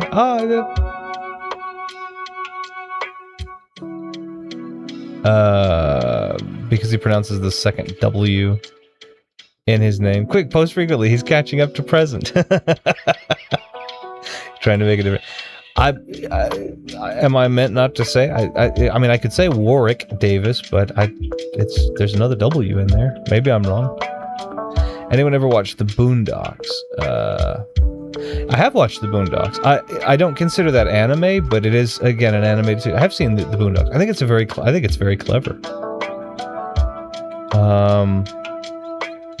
I think it's incredibly clever because the satire extends just beyond Black American culture. It extends into heavy stereotypes within white American subsidiaries, and hyper wealthy, and 1%. Ed Asner was, who sadly is also no longer with us. Ed Asner is someone I really enjoyed as an actor, specifically as a voice actor. Actually, parodies a character, kind of a caricature of a hyper wealthy, fun on one side, scuzzy on the other side, so to speak.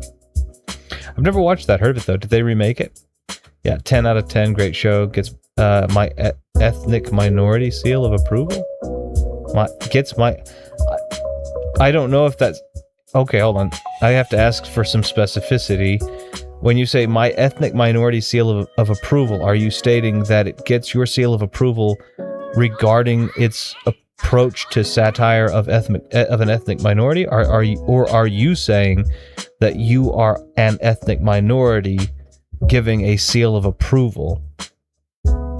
Both can be true, I understand, but I'm just curious as to if that is the case, or if only one of those two are the case, or if I've just misunderstood.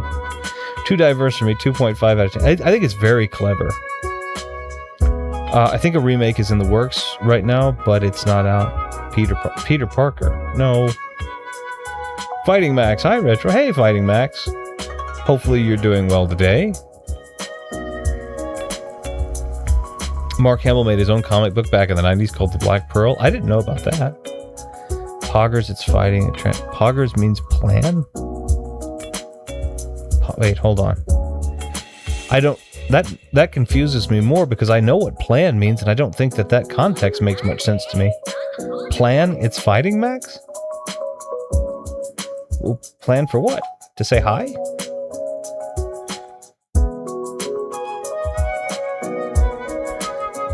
Fun Star Wars fact. Star Wars Stallone audition for Han Solo when he saw they were clearly not impressed, he agreed and they left it at that. Really? I didn't know that.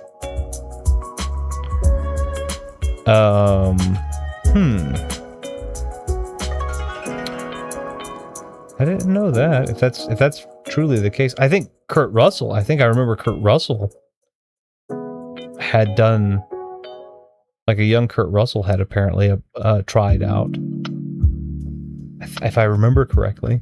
And that was an interesting, he didn't do poorly. He didn't. Obviously, I think Harrison did the best, but Harrison, you got to think about this. This is kind of what it's crazy if you think about it. Harrison was like 30 something years old. It's 1976 or 77, and he's like 30 something years old already. So he had that kind of confidence and cocksuredness that you wouldn't have if you were coming in as a Mark Hamill, as a 19-year-old or 20-year-old,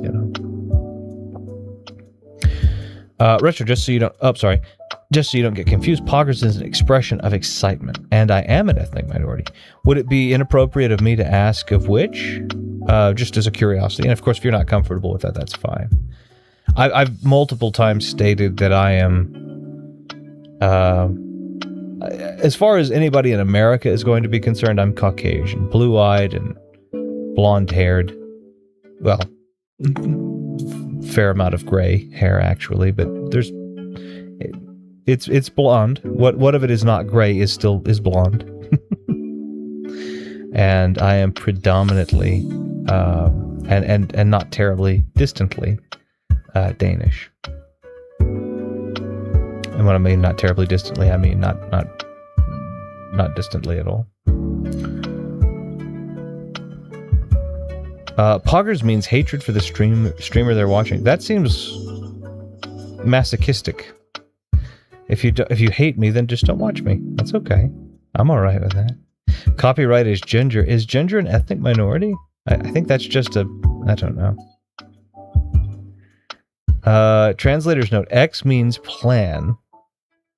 Is a common online joke taken from a bad JoJo translation. There are so many things that you're translating into languages I still don't speak. It reminds me of the Futurama. And this reminds me of the Futurama bit where it was like, I have this translator, but we can't, it only translates the code that you're going to give me into this even older and more esoteric dead language. And then he's like, hello, it says bonjour, and he says crazy gibberish. It's a language that I probably should understand, but I'm just the angry old man in front of it going, I don't get this. Uh-oh, I know what I did. Hold on one second. I have. There we go. Stallone genuinely did audition for Han Solo. I joke too much. No one believes. I just didn't know that had happened. It's not that I didn't believe you. It seemed plausible. The time frames would line up. I just didn't know that had happened. I hadn't seen it. I've seen. I think I saw Kurt Russell, but yeah. Indiana Jones and the Last Crusade is my favorite of the franchise. I've even got a replica of the Grail Diary. That's actually my favorite of the three. Also, I think for me it's Crusade, it's Raiders, and then it's of the original trilogy. It's Crusade, it's Raiders, and then it's Doom, Temple of Doom. I believed you, Ash. If he's a Schwarzenegger type, then he's definitely not a good fit. Yeah, yep. Sylvester Stallone is Rocky and one of the Expendables, and he's honestly a good actor. He really is. It's just very easy to typecast him. He's done some really terrible movies, though. To be fair, too, he did like I can't even remember what it was called, but anyway, yeah. I'm just white in English, in other words, superior. I don't know that's definitely historically what white in English has believed. I don't know that it's true, but I think that's what the general belief has been. Yeah. I think Last Crusade is widely regarded to be the best of the trilogy, The Grail Diary, and Indy's Dad's Notebook, or the artifact that started the search, the Holy Cross on the train. That'd be really cool. I watched Indiana Jones recently. Good flick. That sounds terrible. That sounds gory. A prop replica. Oh, that's pretty cool though. That's really neat. Richard never believes me. Even when I was outside his home, he just laughed and left me out there in the cold. Well, that's how I can't believe you, because I do live in the middle of the desert, and it's not cold. Oh, even in the winter, it hasn't been cold. Yeah, but of which one? Cool. Cool either way. But I'm curious. Handmade by a friend of mine who gave it to me. That's really neat. It's true. What are you, some kind of traitor? No, I don't think so.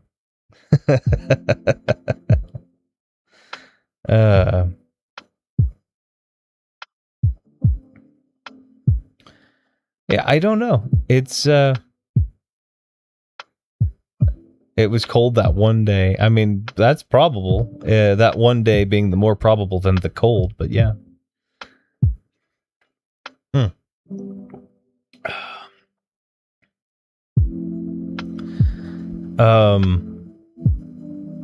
I hope Last Crusade. I don't know. There are a lot of people who really like Temple of Doom. There are a lot of people who really like that one.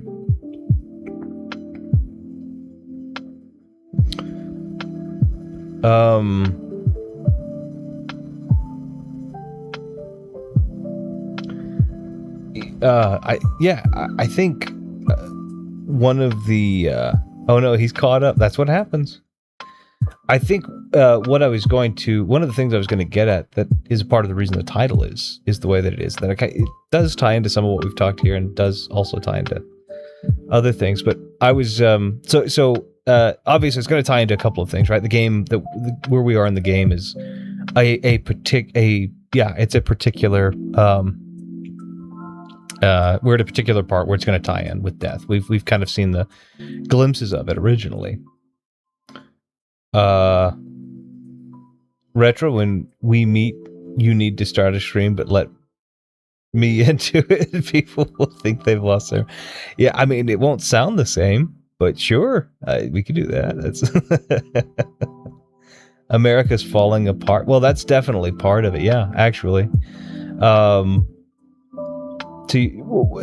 was going to talk about something that I think is a deeper, symptom of it, but yeah. I think America is. So here's the thing: America's 250 years old this year. This July 4th, America's 250. I think that's awesome. It's incredibly young. The rough outline I've got for Brunel Trihexalon, so far as Brunel and his girlfriend go on a short holiday together in Utah in the late 80s. The car breaks down outside of a research facility. That's I mean, that's an interesting premise. Not yet, I don't think. We're just becoming poor. Well, it's not a matter of just becoming poor. It's also a matter of we're going to war against a group of people and closing a route of trade that is beneficial for multiple people, not just ourselves. And I was having a conversation. One of the things I was having a conversation on. Let's use that for just a second as an example. I was having a conversation with my younger brother. My younger brother's been on this channel before. And contrary to what you may see of him being just kind of silly and goofing off and this and that and the other, he's one of the most brilliant people I've known. He's just absolutely brilliant person. And conversations that we have that are not just comedically based, a lot of them are just really insightful to me. I learn a great amount of. I learn quite a bit when I get to talk with him. I was talking with him and actually thanking him yesterday. I was at a birthday party for a nephew of mine, and I had talked with him and thanked him and said, you brought this kind of stuff to my attention years ago, and that it takes me a couple of years. And I said, ultimately, it's just I'm slow. That's it. I don't change my mind very quickly, not because I don't want to change my mind. The minute I hear a conversation, I say, oh, maybe I should change my mind. I just need to do the research to show that I do need to change my mind. And then that's what I'll do. I was like, okay.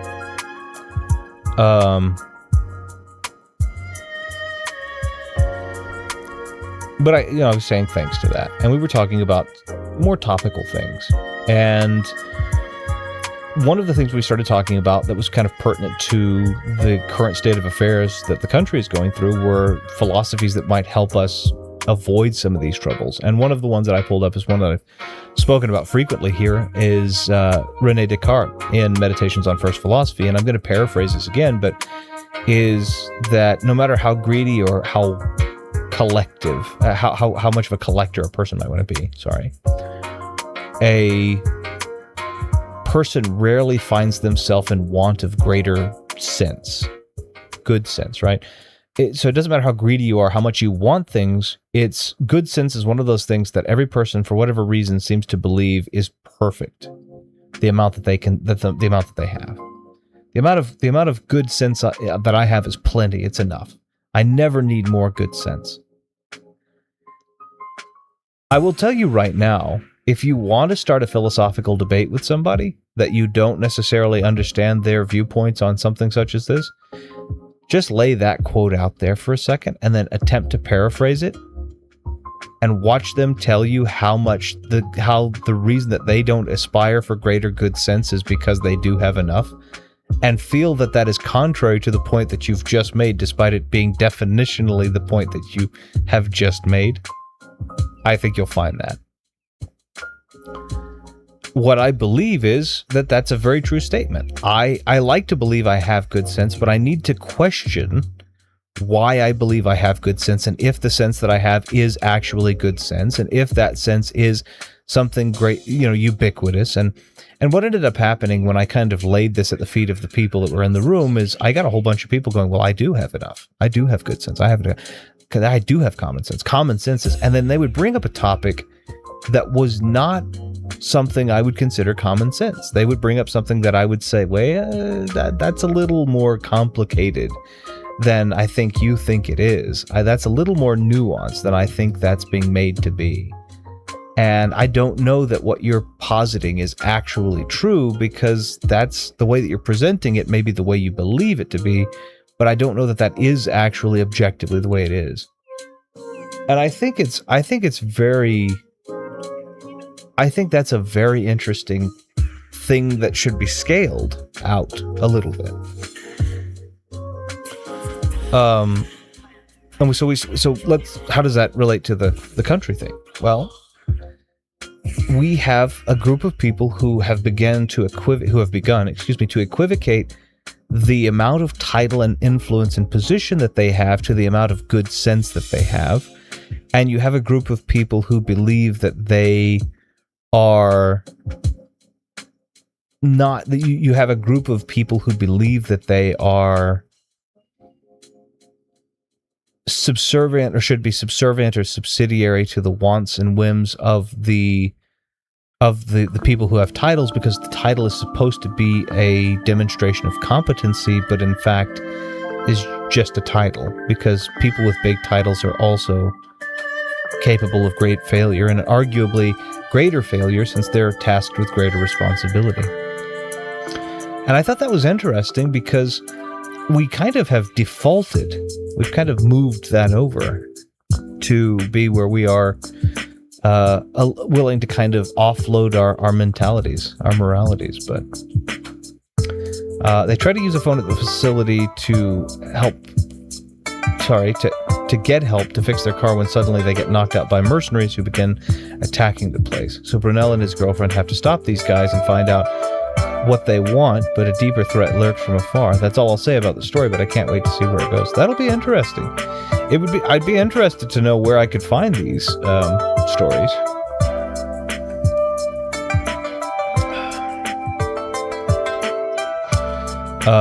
Will Retro consider the alternative that to assure that one has less than necessary good sense is to become paralyzed or dependent on outside direction? I don't know that that's necessarily the opposite, though. I think that is something that happens, certainly, but I don't believe that that's necessarily the alternative. I think that is an alternative. Because I believe that self-doubt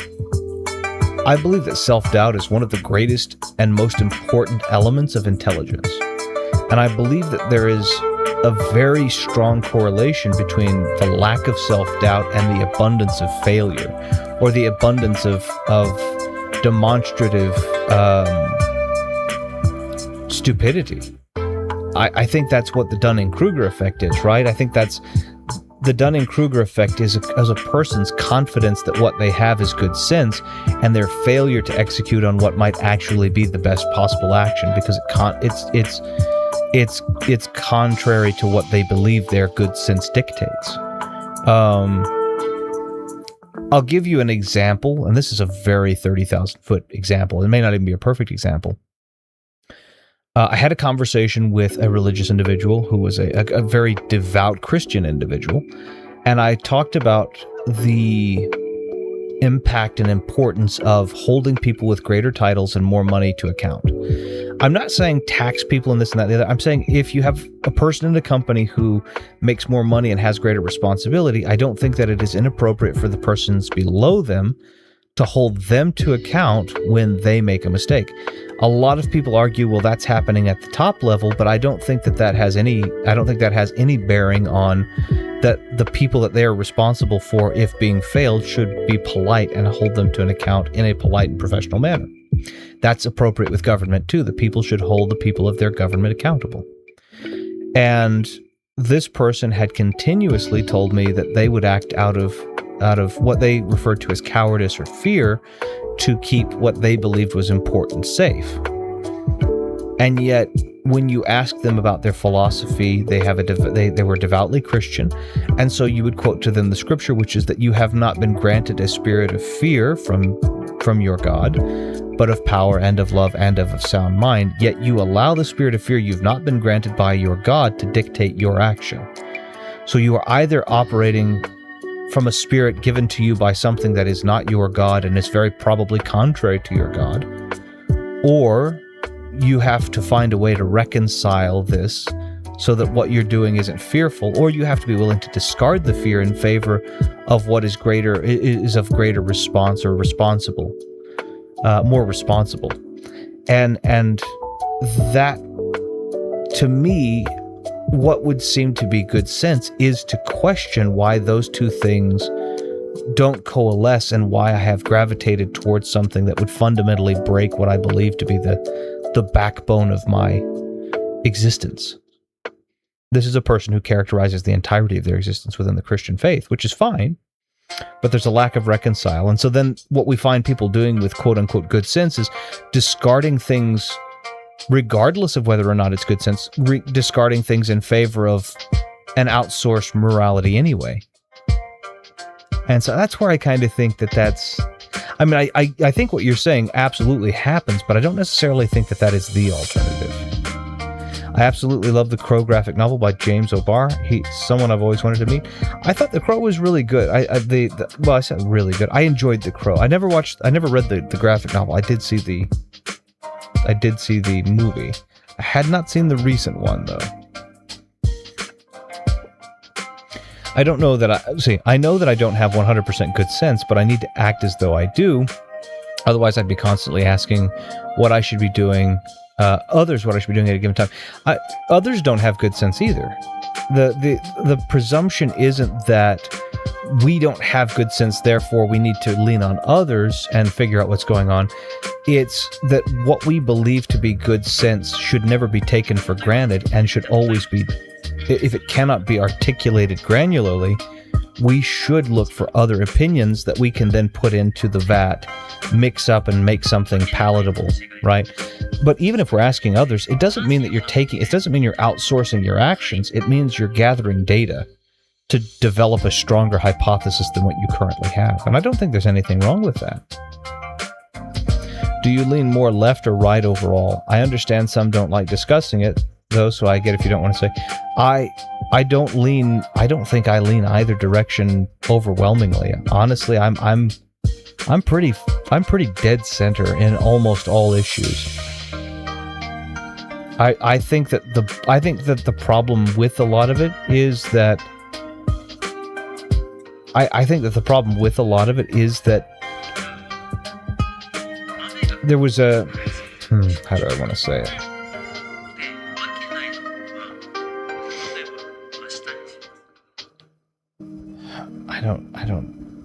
I don't know what the best way to say this would be. If you ask me about a specific topic, it's always going to be laden with fringe, and I would still say that fringe is necessary. I don't think I lean either direction. It was explained, and I don't think this is the greatest explanation, but I'll use it just because it gives me something until I could perhaps think of a better one. It was a debater by the name of Andrew Wilson, who I don't care particularly for, because I think he misconstrues and misappropriates and misinterprets what I would believe to be the core of debate. And maybe I'm the one misinterpreting it. I still disagree with him. It seems like based on his career, he feels like the intent of debate is to win against your interlocutor and convince an audience of something.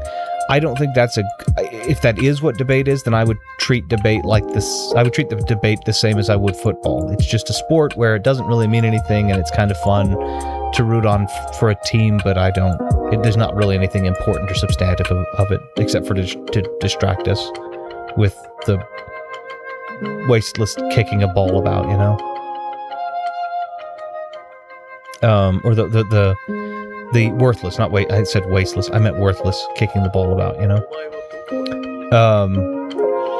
But one of the things that he had stated in his characterization of the left and right was that the right are bound by duty and the left are bound by rights. I don't think that. I think if I were going to replace it to make it slightly more the way I say it, as I think that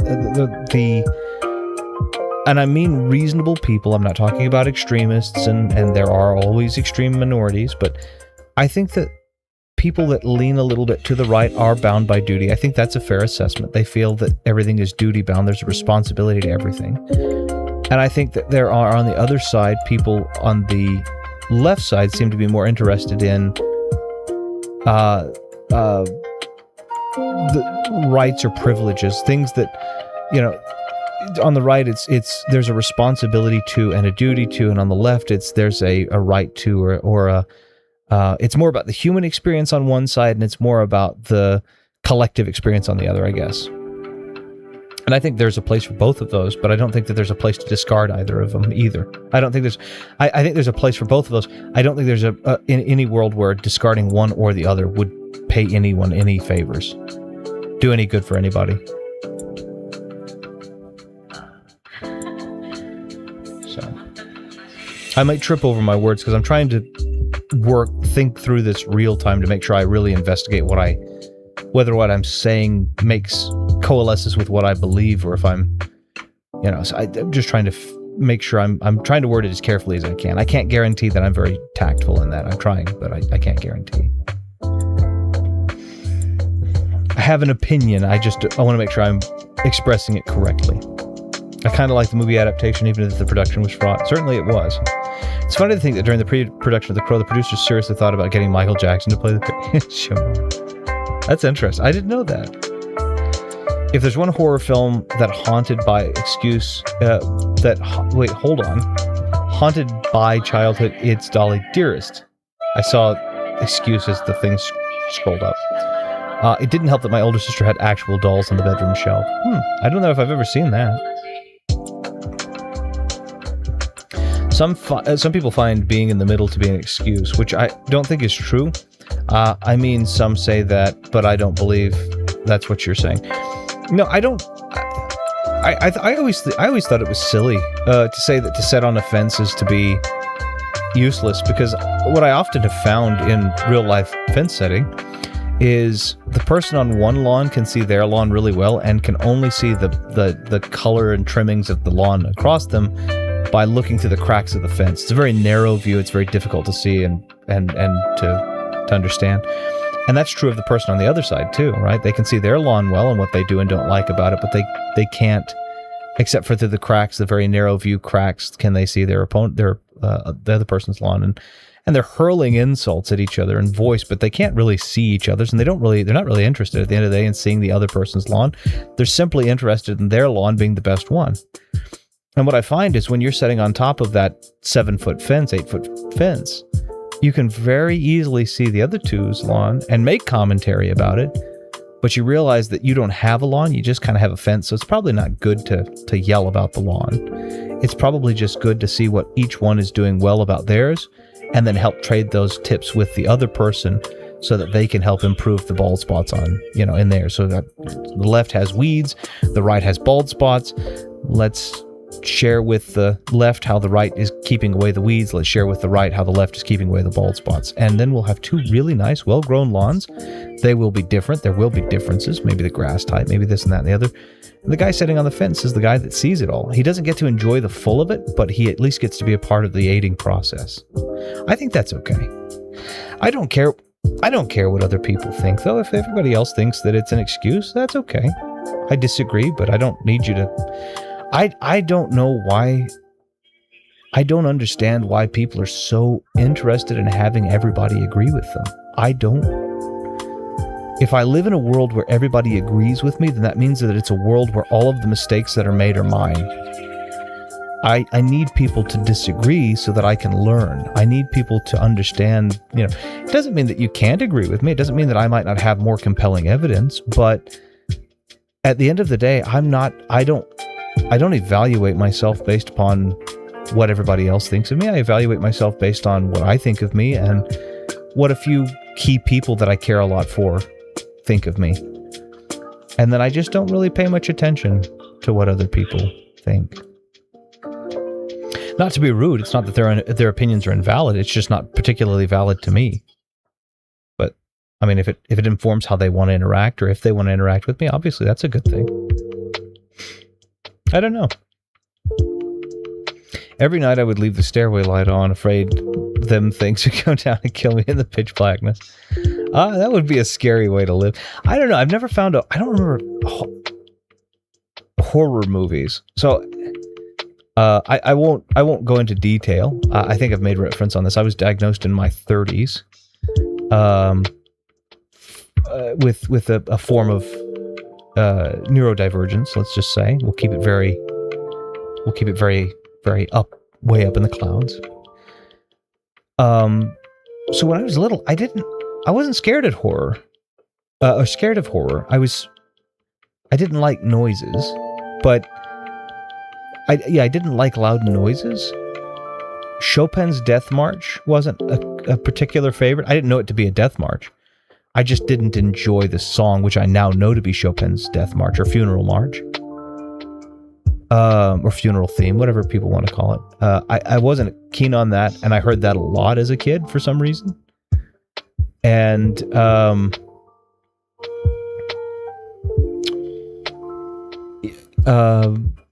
but I just didn't like loud noises, or as I got older, bit crush noises were a thing. Didn't like that a lot, and those things scared me for irrational reasons, right? It's nothing that it would do or would be affiliated with necessarily. But horror never scared me. Horror's always been, I don't know, comfortable to me. Again, as I watched a lot of like Vincent Price and a lot of, House on Haunted Hill and Pit and the Pendulum and Witchfinder General and and Hammer Dracula and Boris Karloff as the creature and so horror has always been kind of a comfortable thing for me. It kind of takes me back to those days of just enjoying a movie, I guess. That's interesting.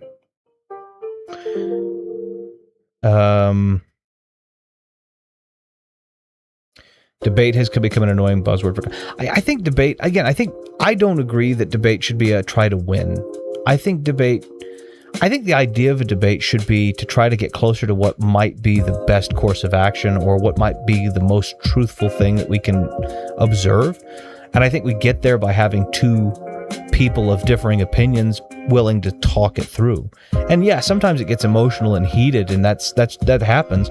But if you set the right guidelines at the beginning, like I don't come here to debate. I don't need to change your mind. That's not the goal. If I change your mind, great. If you change my mind, that's wonderful. I don't come into a debate, and this isn't a debate, I don't think, but let's just assume for the sake of argument it is. I come in and say, look, my thing is to become more correct, not to be right, but to become more correct, to get closer to what the truth looks like. And then what we do is we have that conversation, and then, I come away, if it's a good debate, in my opinion, I walk away thinking about things I hadn't, not strengthening my debate if it was weak, if what I have was wrong, but adopting my debate or adopting my belief based upon what you've said. Let's say I'm debating with copyright. Copyright says this is a thing, and I go, well, I hadn't thought of it that way. Which I think is a perfectly okay thing to do in a debate, is instead of going, well, you didn't consider this, I might, if I have what I believe to be a compelling argument, yeah, I might do that. But if not, I go, If not, I go, that's interesting. And I've done this before, by the way, to copyright, I think, where I go, I hadn't thought that. I think that's a good debate, because then I go back and I say, well, maybe I'm wrong. And that's okay. That's not a weakness. That's not a loss. That's a strength to be able to evaluate yourself and say, maybe I'm not right. The thing to always take into account in politics, in my opinion, is that many people don't just disagree about what is, but what ought. This fiction of can't we get along misses this, I think. Even ought, I think it's okay. Yeah, I think you're right. I mean, I do think that's the case. But even if you disagree about what ought, it isn't completely out of the realm of possibility to change your mind about what ought to be. I mean, religious debates do this all the time. There are absolutely insane people on the left, and there are absolutely insane people on the right. I'm definitely not someone, but I'm definitely not someone who is in the middle either. That's fine. You don't have to classify yourself in accordance with that. You simply need to classify yourself based upon what you believe the best courses of action are. Left-wingers and right-wingers have, in most cases, fundamentally different ideas about what is desirable in society. Even absent other considerations, many differ from both, but they too have their desires. Of course, and everybody should. It's just a matter of what of those desires will pay the least consequence and the greatest dividend. What does a utopia look like to you? It'll produce wildly different answers to different people. I agree. Which is why I think the more stringent you get, the more difficult it gets. I do like the fence example as a way to cut through the rhetoric, but this strikes me as a way to judge what is primarily. It is, but I also note, again, when we're talking about the bald, spots and we're talking about the weeds, we do see what is, right? We see the bald spots on the right, we see the weeds on the left, but we also see what ought to be. Those bald spots ought to be filled in. The left has a cure for that. Those weeds ought to be plucked and not regrown. The right has a cure for that.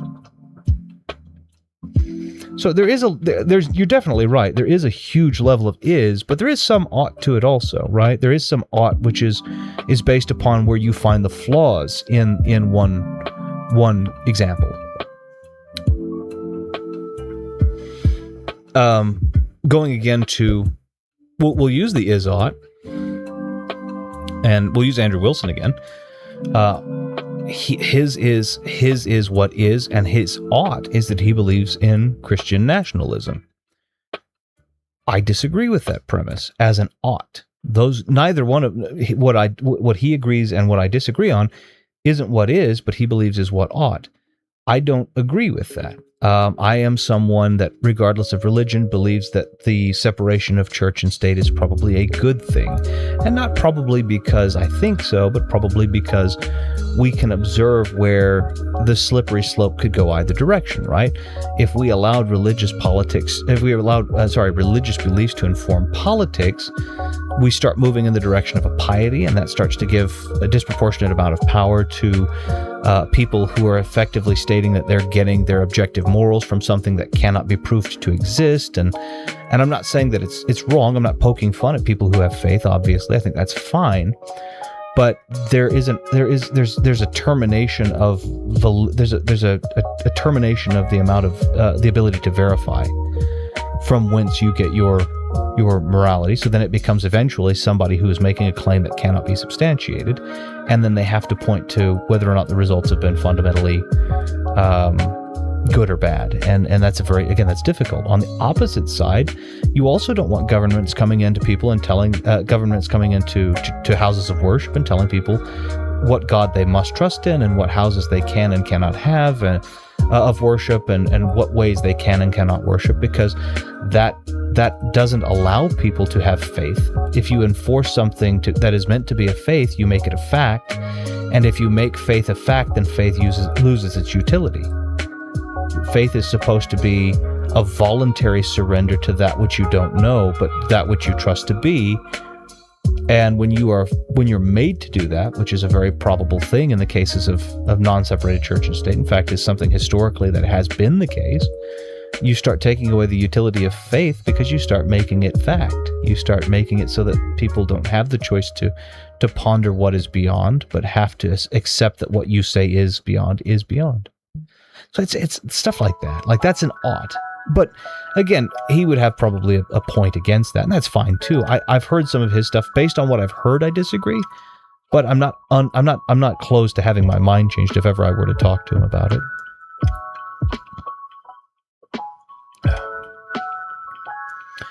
I do have views like anyone else, but I rarely say much about them. The internet can be very judgmental and cruel at the same time when it comes to things like that. It's fine. I mean, to be very clear, Dr. Matt, you don't have to participate in anything like that. I don't, as I've stated a couple of times now, I don't care what people think. I'm not interested in appeasing people or upsetting people.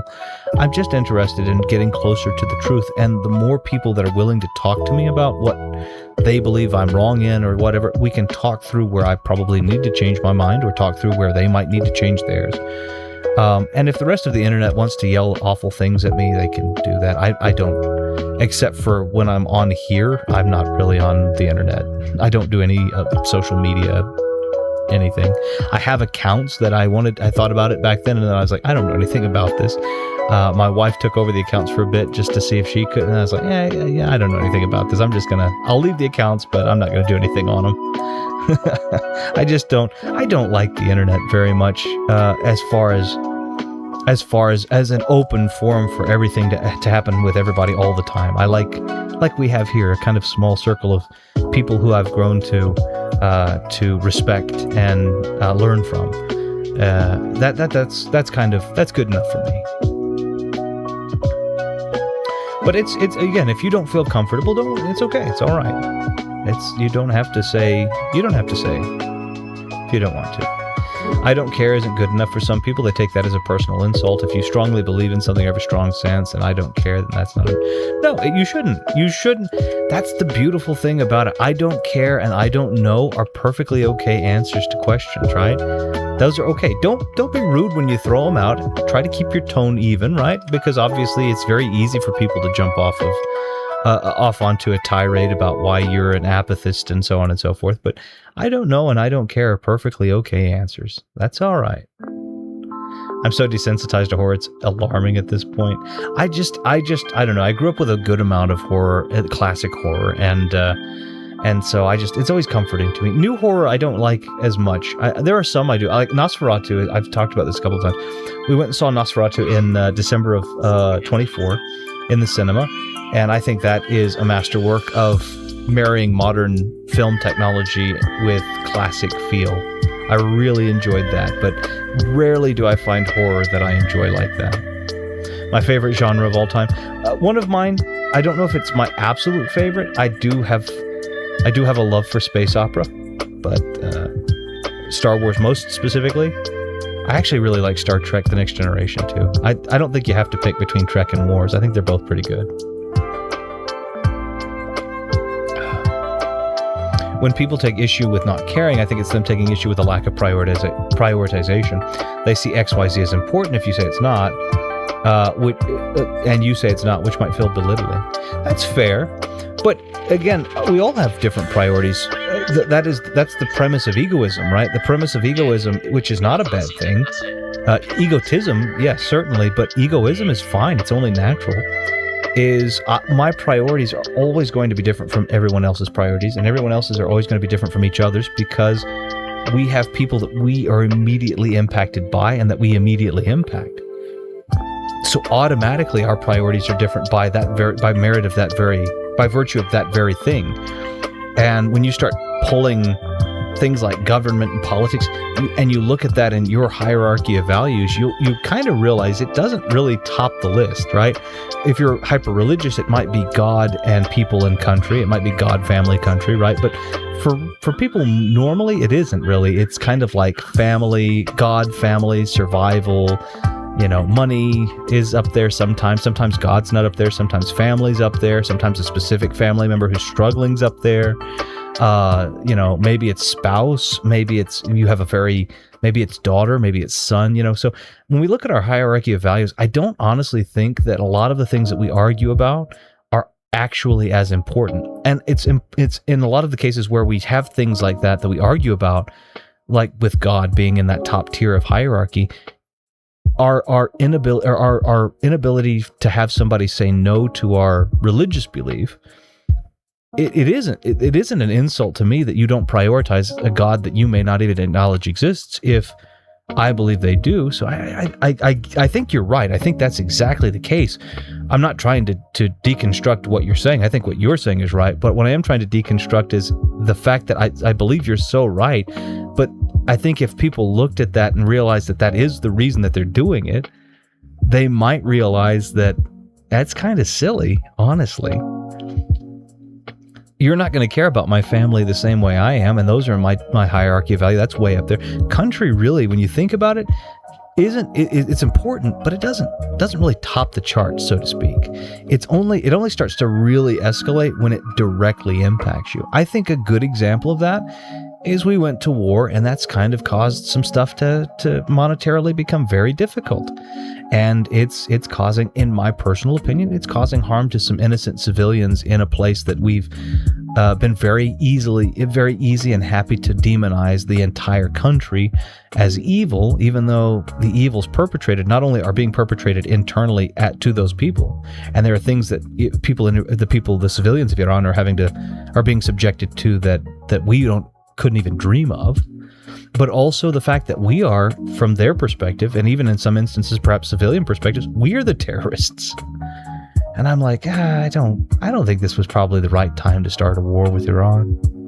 But maybe I'm wrong. I don't think it was. But,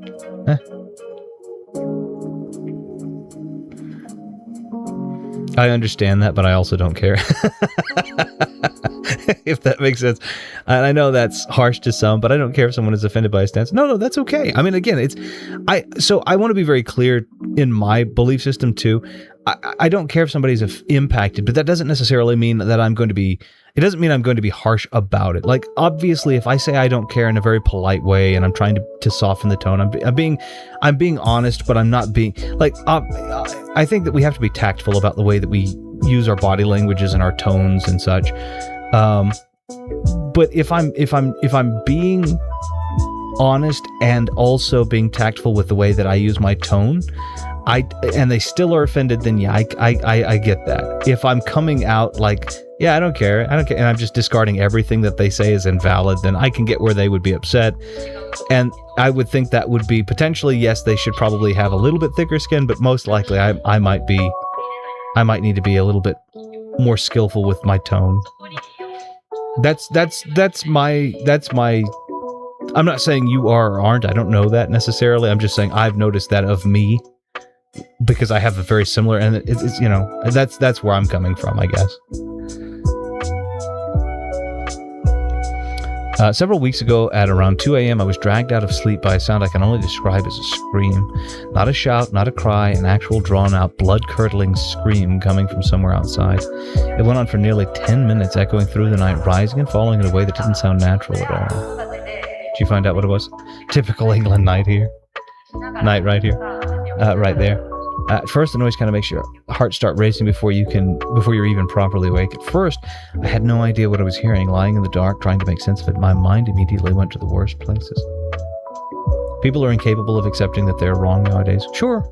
But I also, that's an important statement. One of the important statements of that is, I have to make sure that I want to make sure, and I'm not saying again that you are or aren't, I'm just going to use that. That's a great sentence there. I also want to internally reflect on that and say, am I incapable of realizing that I might be the one that's wrong? Because I that's what I'm looking. So that, and I try to do that when I'm in the middle of any kind of debate. I kind of look at that too and go, well, wait a minute, where am I messing up? Where might I be screwing this up? Where am I not understanding? It doesn't mean that I'm going to outsource my ethics, right? It doesn't mean that I'm going to look at them and go, well, please do tell me how I need to live my life. But it does mean that I can look at that and go, okay, well, I might be wrong here. Let me take what they've said down, and then let me go back and just research. Let me be metacognitive about this. Let me think about this, you know?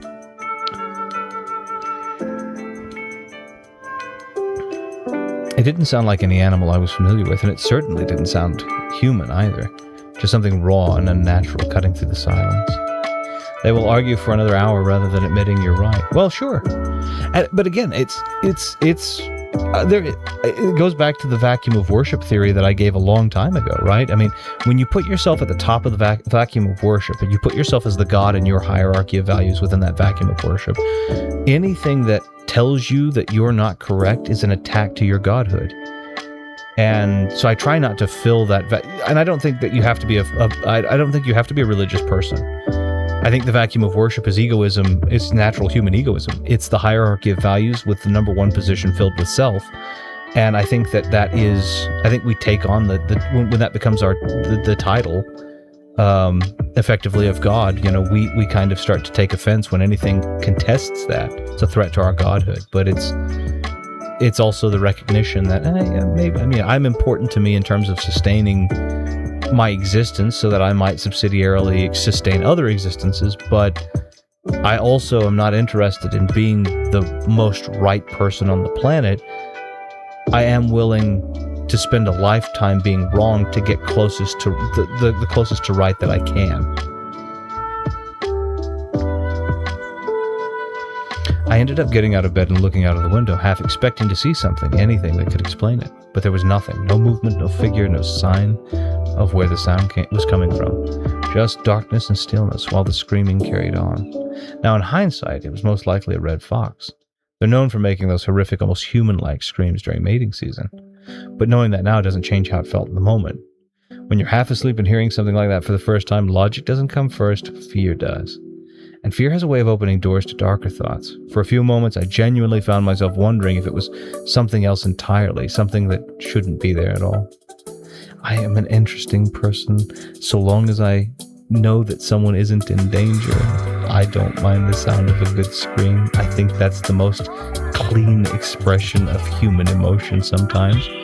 And I live out kind of in the middle of nowhere, and there are sometimes a people, I don't know which group, but they like to go out when they are hyper angry at something and just scream.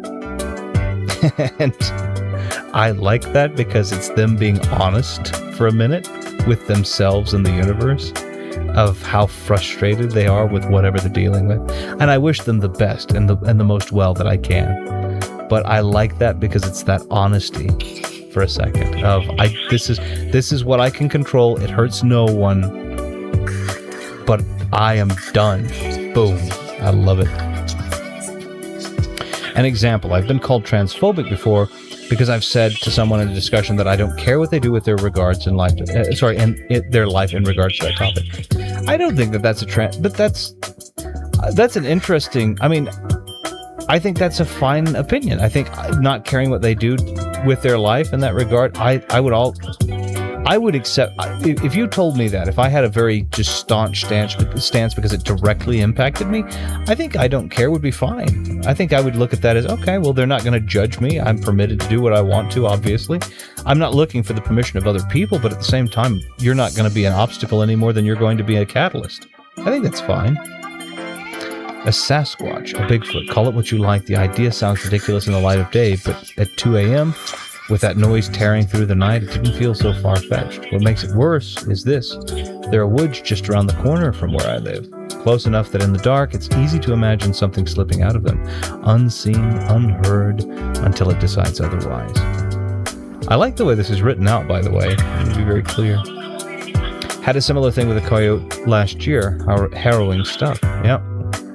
Coyotes make some sad little noises, too. I think I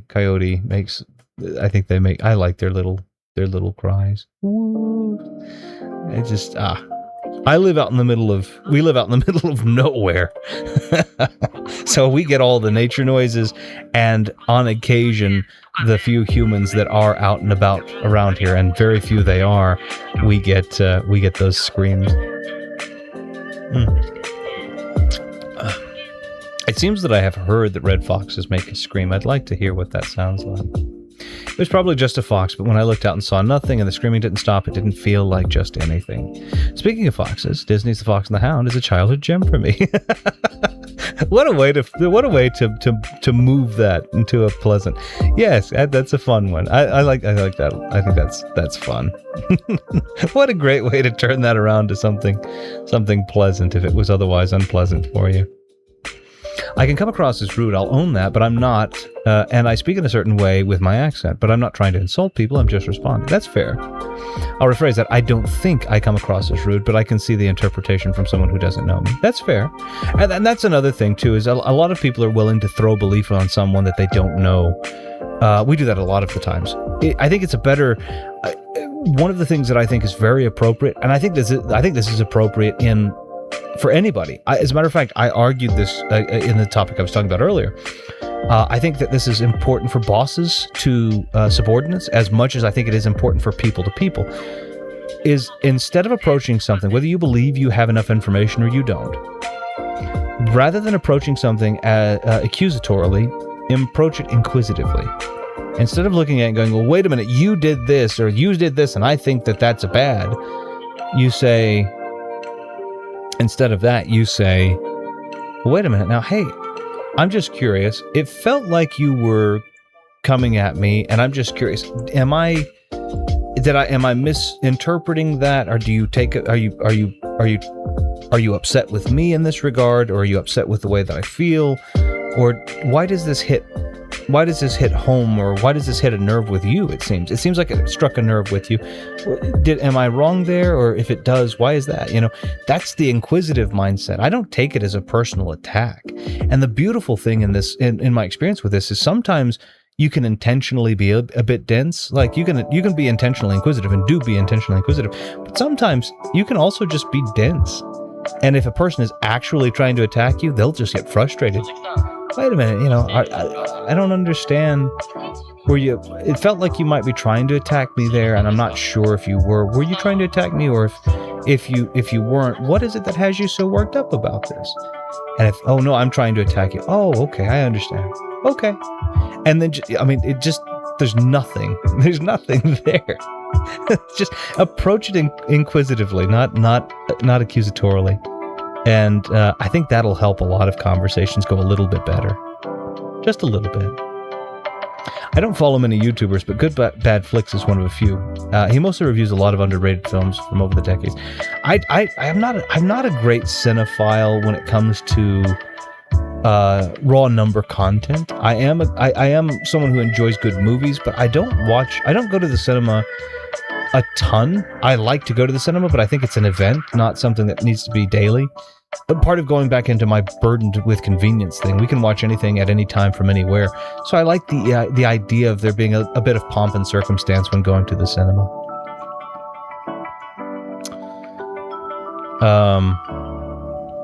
But that's really neat. I think it comes down to the person you're talking to has feelings about XYZ, you brushing them off communicates a lack of empathy, and hence a degree of rudeness. You have a right to be, but it is.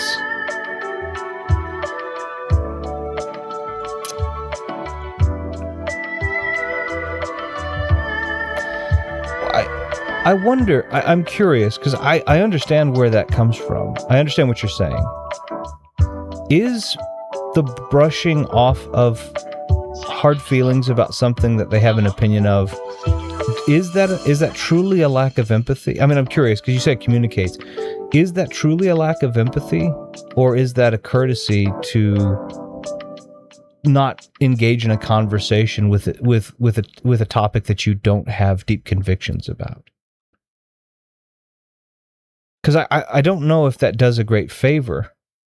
I mean, again, I could be wrong on that. I don't know if that does a great favor. I don't know if there might be a greater utility in saying, this isn't something I care about. I mean, it definitely could be harsh, right? I understand that. I get, but I'm wondering, is that the lesser evil? Is it more important to be honest and say I don't care, or is it more important to put on this kind of cloak of empathy and play a full series of emotions to them about something that you truly don't care about? Because in one way you're being honest, but it's considered harsh, and in one way you're being dishonest, but it's considered kind.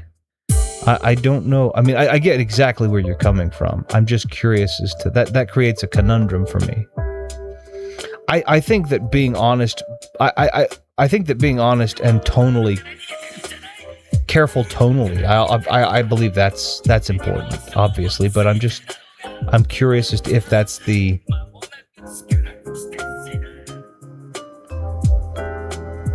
because the "I don't care" statement would be the one that's construed as brushing them off, right? So if you said that, I mean, there could be delicate ways of saying that, but if it ultimately would communicate back to, or it would ultimately go back to the communication of not really caring. I don't know. That's an interesting one. I get where that statement comes from. I mean, that makes perfect sense. I get it. I'm just curious as to if that's the greater of the few evils.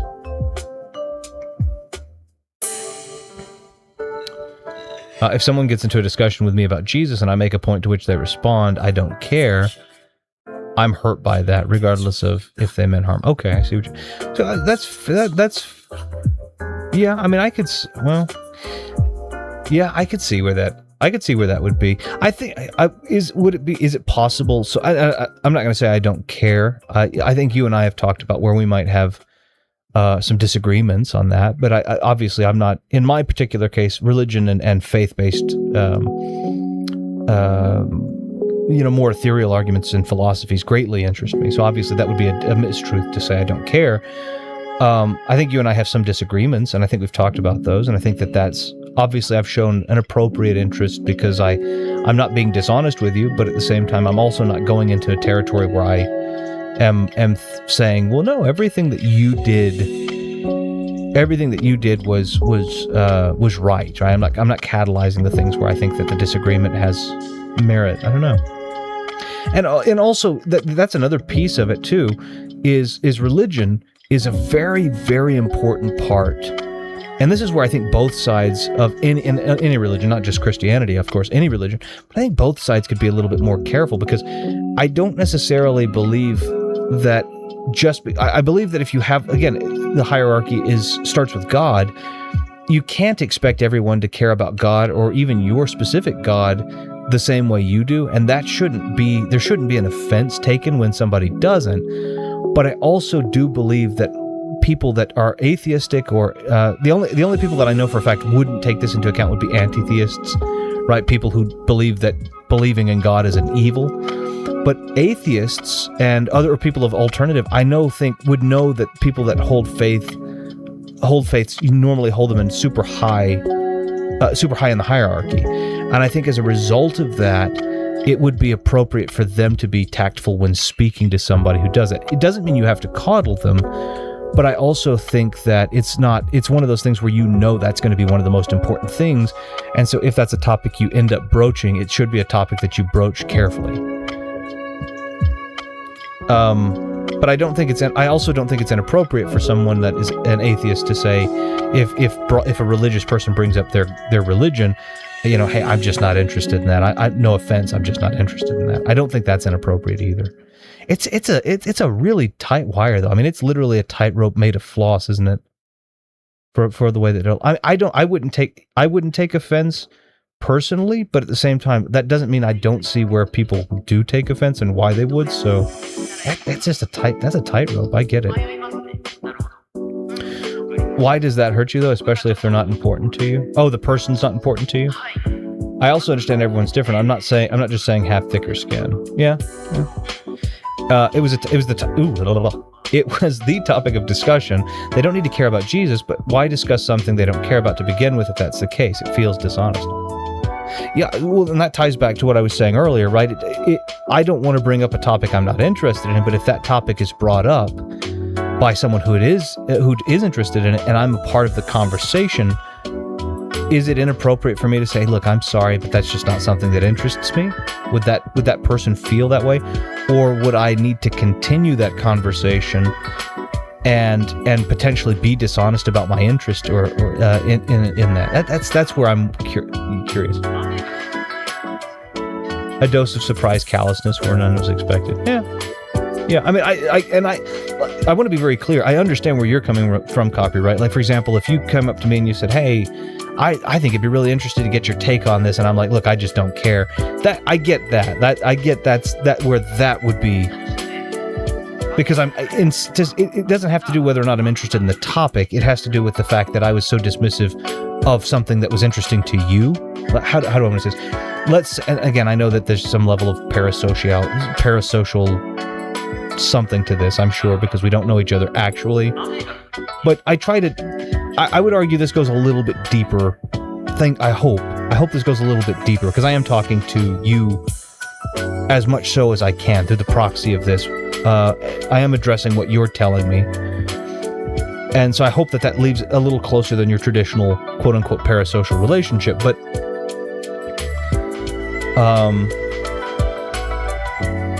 assume for the sake of argument we're friends, or we're pleasant acquaintances, right? Let's not throw friends around too cavalier. I'm just trying to be careful here. But we're pleasant acquaintances, and you come up with something that interests you, and you're actually showing interest in my opinion on that, and I say I don't care. It's not just the discard of the topic, it's also the discard of you and something that interested you. So it's not just being cavalier to the topic, which I may not have a legitimate interest in, but it's actually also being cavalier to you as a person, and the fact that you wanted to invest some trust and sensitivity in the opinion. So I get that. And that's where I'm talking about a tone where when you come up and you say, hey, I would really like your opinion of this. And I go, look, I apologize. I'm not trying to be rude, but I just don't have a great amount of interest. And I don't believe that I could give you a good opinion. I've just not got enough info. I don't have a great amount of interest, and therefore I've not done a great amount of research, and therefore I don't think I have enough information to give you a good or fair opinion. I think that's an okay response. It may be disappointing, but I think that's an okay response. It is saying I don't care, but it's not being callous to the person who trusted you with some of that. That's fair. My stance is more about the people preaching it to me like I have to care. I'm not just putting myself into conversations. Yeah, obviously I think it's appropriate when somebody is attempting to proselytize and you've told them you're not interested. I think it's appropriate to shut that down, because proselytization is, in the same way that I don't care can be considered a dogma of inaction, or a dogma of inaction, or a dogma of apathy, perhaps even. Proselytization can also be considered a dogma by its most strict definitions of something that like you said, you saying I don't care can be considered the dogma of apathy, in the same way that them saying you must could be a dogma of piety, or a dogma of religiosity, or whatever you want to call it. And I get that. So in those instances, I've had instances where I've had Jehovah's Witnesses come and proselytize, and I do have a great amount of religious opinion, and even with the Christian faith, and again, I don't judge anybody who has that faith, or I'm not telling anybody that. But if you want to come and proselytize, I say, okay, well, here's the thing. If we're going to do this, we have to be able to talk back and forth. You can't just come and tell me what it all is, and then I don't get to ask questions, and I don't get to kind of poke a little bit and try to push it.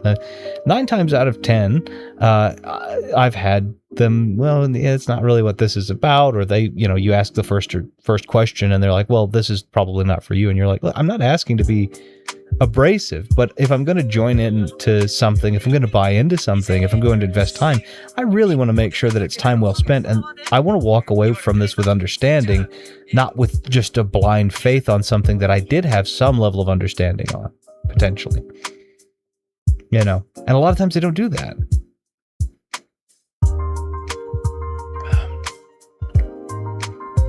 You know me better than everyone else in here, Retro. Do I come across as harsh, or could I? Genuinely curious, but I've grown to know you, and we've talked in voice, and we've talked in chats, and to me, you've never come across as harsh. Yeah, to me, you really don't. I don't know. I mean, to me, you don't really come across as harsh. You haven't come across as harsh to me, and that's in 6-7 years now. But I also I have to caveat it, because this is the only. You never have come across as harsh to me. You and I've had, again, disagreements where we were just not on the same side. And by the way, I think I've said this before. On the one that we had the biggest disagreement on, I agree with you. I think you were right. I think I was wrong. So I've said that multiple times. I want to make sure that that's on the record. But you didn't come across as harsh to me. It was just we disagreed, and I wasn't angry about the disagreement. And then more information came out, and then I was like, I think you might have been right, man. I may not have agreed with the way you got there, but you still got there, and I think you're right. It doesn't matter if the way you got there gave you the right result, then I can't be mad at it, But at the same time, do also have a problem understanding when people are actually trying to be harsh. So that's the other side of that coin. Is I'm also kind of an emotional idiot. Let's be completely fair. I don't always pick up what people are putting out. But yeah, to be completely honest with me, no, I don't think you ever have. I cannot recall a time where I feel like you were harsh. However, I do know that I am very desensitized because of my condition from understanding human emotions and such, so I could just be wrong. But yeah, I don't think so.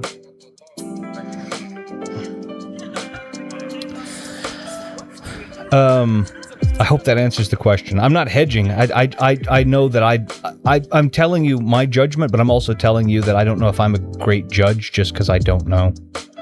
Like, you kind of have to just come out and say, I hate everything you are, and really cement that in for a long time. Even if you said that the very first time, I'd look at it and be like, that's funny.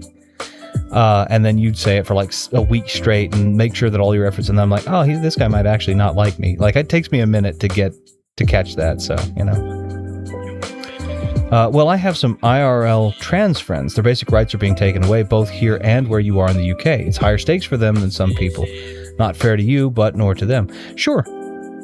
Yeah, it's, I mean, and there's, again, there's always going to be a difference in the hierarchy that people, of things that people are valuing. And I understand where, like, I don't have to care about that issue in the same way that they do, because they don't have a choice. That is their life and their lifestyle.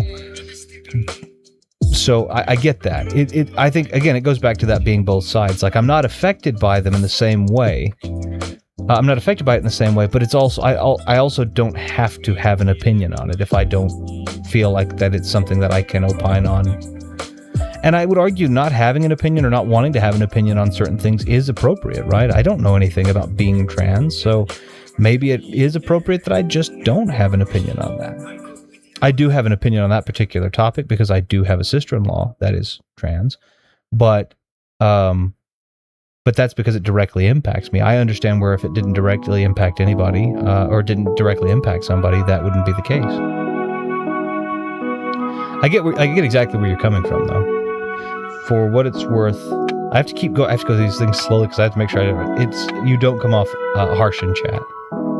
I have no issue with trans people. The conversation I'd had before was somebody telling me, okay, was me telling them, okay, I don't care, live your life, and they called me transphobic, which makes absolutely zero sense. I do think that I don't care, live your life. I don't think that is a statement that should be construed as transphobic. Like, I would argue, I don't like I don't like how liberally the word transphobic is used. I think that's more specific than we use it for, but averse to trans people or trans ideologies, you know, someone who's basically against the movement of people being able to be trans and having legitimate gender dysmorphias and the like. I don't think that an I don't care, live your life would be in line with any of those things. I understand what the meaning is, by the way. That's me taking. Maybe I'm a bit of a pedant in that regard. That I get what the word means. I take issue with the nomenclature. I get it. I'm not going to fight somebody on the nomenclature if I don't. I'm not going to fight somebody on the nomenclature. I get it. I don't like it. That's me being a pedant. Rights was never brought up in that conversation. Oh, that seems. I think based upon that context, yeah, I think that's unfair of them. The best I can come up with is that too many other people have said that to them already. It doesn't sound like you were harsh, I don't think. Even if some other people, but again, that now this is a problem I have, and I think this problem extends very deeply. Is people that deal with me today are not responsible for baggage I accrued yesterday. As much as it's a difficult thing to do, and it's more difficult for some people than it is for others, anything that I feel like I have that is an accrual of things that you didn't do, but an action that I push out to you because, or a reaction that I push out to you because of that accrual, I think is inappropriate. because it's not fair. It's not fair for me to take a debt. It's not fair for me to take a conversational debt from yesterday, where I walked out of conversations on a low note and then pushed that debt to you, where it's your responsibility to fulfill that obligation. So even if it's something as delicate as the trans movement, I think that's a very unfair way to be.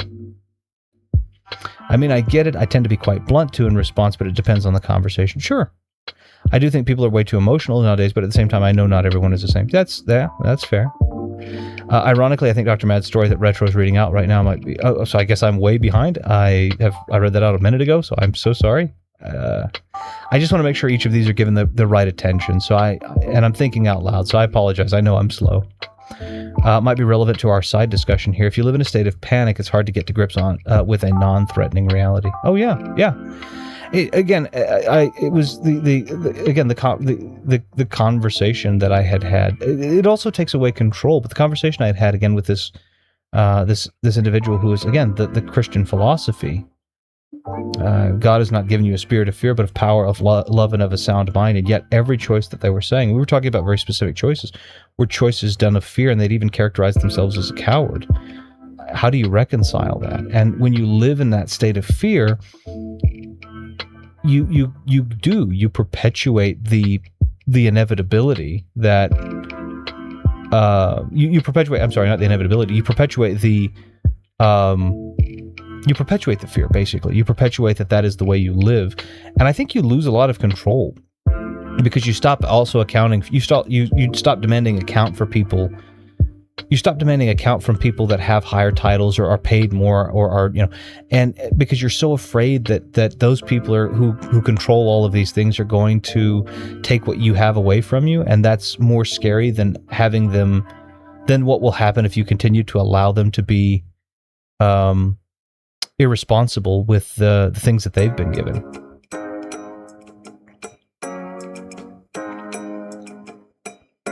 Very few things offend me. Genuine insults or threats to my other half. Rest of my close family will get genuine emotion and anger out of me. But besides that, I'm never offended by anything. I can't. So I don't have any intent to offend you, obviously, Mr. Ash. I cannot think, based on my very limited interactions, but still interactions and proxy interactions with your other half. I cannot even imagine wanting to say anything unpleasant. She's always been so kind. So, and please do tell her. I know it's been a while since she said hi, but please do let her know my well wishes to her and that I've said hi. Have people threatened you before? If so, my sympathies. I don't know if you're talking to him or if you're talking to me. I can say yes, people have threatened me before. If you are talking to me, if you're talking about your sympathies to that, I appreciate it. I'm not worried. I think a lot of people are. I agree that a lot of people act. I think it's okay to be emotional. I don't think it's okay to act out of emotion if we don't try to take a moment of introspection, of metacognition to think about why. I think one of the things that I'm not a particularly emotional individual, but let's assume for the sake of argument that I find myself getting emotional at something. I try to have a moment where I step back before I do anything about the emotion. I step back and I go, wait a minute, why is this making me feel this way? I want to figure out why. And then I try to use that to help inform a better action by going, wait a minute, okay, it's making me feel this way because this, and I think they might be trying to do this, so let's just do this instead. I don't know. It's metacognition. I'm trying to evaluate why I do what I do because I know that I'm probably not doing the right thing most of the time. But I want to try to get closer to that, so I have to take the information I have and start compiling it. Good point. My don't care is also, hey, I'm not going to judge. My don't care is also, hey, I'm not going to judge, and to me, isn't that a positive? Some freaks want trans people gone. It's crazy behavior, yet I'm the transphobe. Yeah, I mean, yeah, again, hey, I'm not going to judge is a better... I think that's the clearer way to say that, but either way, I think it's fine. Hey, live your life, I think is also good too. Hey, it's okay, I don't care, live your life. I don't think that's a rude phrase either, right? I just... Look, you do you, I think is what a lot of people will say. Yeah, it's fine. I don't have to have an opinion about everything, and there are things I don't have enough information to have an opinion on. That's okay. I've been threatened in general life on the streets, but I don't take it seriously if one alone, whether that's wise or not. If I'm alone. No, that's fine. Probably scales reasonability with how close you resemble Schwarzenegger. Oh, hold on.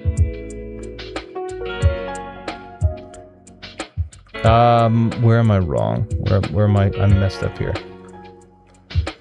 Oh, there we go. I've had someone make a very weird specific threat to my other half before online, and lucky for him he was in front of a screen and not standing in front of me. I also thought he was a friend too. Oh, that's a shame. That's a dread shame. To me, Charles Bronson was the original badass long before the likes of Stallone, Schwarzenegger, not to mention the films he appeared in. The Magnificent Seven, The Dirty Dozen, The Death Wish. Yes, but he kind of always had that Anton Chigurh hair. That was the only thing when he got rid of that haircut. But I agree with you. Oh, and The Great Escape. Yeah, The Great Escape. I did really enjoy The Magnificent Seven. Good stuff. Yeah. Yep.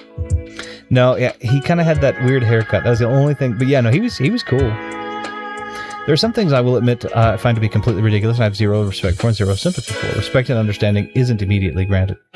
I don't necessarily know that respect and understanding necessarily need to be granted in any case. And obviously you're going to have opinions on things.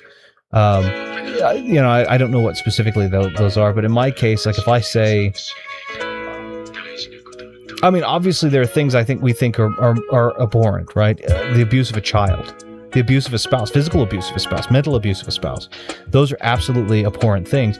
There shouldn't be, I don't think, any respect or understanding to, look what you made me do mentality. But I think outside of those, I can always hear what another has to say, even if I don't intend to agree or pay it additional credence after.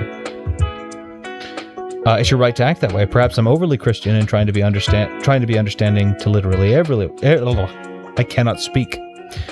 Perhaps I'm overly Christian and trying to be understanding to literally everyone. Yes, I will fail, but it's a goal I strive for, which I forget others don't sometimes. Which is fair. Again, it's not a matter of being, and I think maybe it is, in your case, a Christian principle. I think that's a good, I'm not trying to be understanding. I'm not trying to be understanding. Let me differentiate my own goal in this, because I don't want to diminish I don't want to espouse myself to the viewpoint that you have and diminish a person's outside perception because of me misrepresenting, affiliating me with this, and then me misrepresenting it. For me, it is the understanding of how frequently no one knows how stupid I can be more than I do. And so it doesn't mean that I'm an idiot. It doesn't mean that I don't have some level of intellect. I'm probably average, right? But I've seen all of my failures firsthand. I've seen how stupid I can be, and I know how stupid I can be. And so my big thing is, I'm not going to look in and be, care, compassion, understanding. Falsely, I'm going to come in and say, let me hear this blank. Let me hear this topic with no opinion, no thought. And then you give me what you think. I'm going to listen, and I'm going to put those pieces in places in my mind that they make sense. If it doesn't make sense, it's something I know to be garbage. And you're someone who can debate, we'll talk about that. If you're not, I'll discard it. If it's something that makes sense to me, I'll log it as a valid point. If it's something that I hadn't considered before, I'll log it in the further research and investigation, and I kind of file it in, to use this Sherlock Holmes thing, right? Again, the Mind Palace, one of my favorites. Sherlock Holmes, my favorite hero of all time. And he has this place called his Mind Palace, where he goes in basically to a place in his mind where there are thoughts and things organized, and he can just think.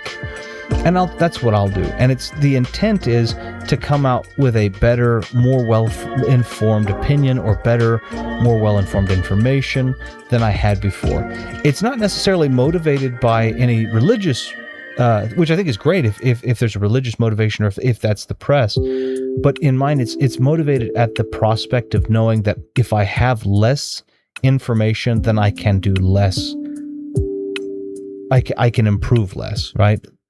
The more I know that I lack, the more that I know I can improve. The more and it's also appropriate sometimes to know where I shouldn't really have an opinion. Again, going back to Sherlock Holmes, when Dr. Watson tells him that the Earth and the planets revolve around the sun versus it being the inverse, Holmes realizes that he didn't know that or hadn't paid attention to it, but then also realizes that it doesn't have a great amount of utility because whatever is happening regardless of him, will happen after him, had happened before him. And so there are moments where it's appropriate to just say that topic is perhaps important to someone somewhere, but it's not really for me, and it's just kind of taking up space in my head. And so I'm just going to work to forget that and put that something else in that space. So I don't know. I know that sounds, I'm all over the place on that, and I apologize, but that's kind of my approach to it. I think it's admirable though. If that's a part of if that's a big part of it, being motivated by a Christian ethos in that, I think that's wonderful. I think that's great, and I think it's an admirable goal regardless. But I like the fact that that's a part of your ethos. As a convention goer of 13 years, my experience on the circuit has been very positive. I've made countless friends over the years, but like anything, there's a dark side to it. I hope that there's been more light and more friendships made. So what Retro is saying is me and him aren't friends. No, I didn't say that at all. I was trying to hedge that some people would look at this as a parasocial relationship and say that there's only ever a level of parasocial to it and that being a genuine friend couldn't occur. I do think that that's not necessarily true. I understand that mentality, but I also believe that this is as parasocial, perhaps a little less, but I think that this is about as parasocial as being a pen pal would have been. I had a pen pal, almost 40 years ago or something like that. So it's like, I feel like that's probably, I feel like that's probably fine. I feel like that's probably about as parasocial as being a pen pal was. Perfect example of this is Wales Comic Con. The owner had a long track record of never filing his accounts, refuses to return refunds to customers, pay guests, or even settling venue fees. Oof. Sounds like an unscrupulous individual. A broken heart. Oh, I'm not sure if that's in regards to the statement or the statement prior, but either way, I get it. I'll take back the Star Wars socks you knitted me. If you knitted me Star Wars socks, I would show those off. Hand knitted Star Wars socks, I would absolutely wear in a winter day. I mean, it doesn't get super cold here, except for on occasional years. But man, I don't care who knits me Star Wars socks. You better believe I'm going to show those things off. That not only is hand knitting it a sweet gesture from anybody, but Star Wars socks, heck yeah. Let me derail briefly into a serious question for anyone in chat or Retro. What's the appeal of ankle-length socks?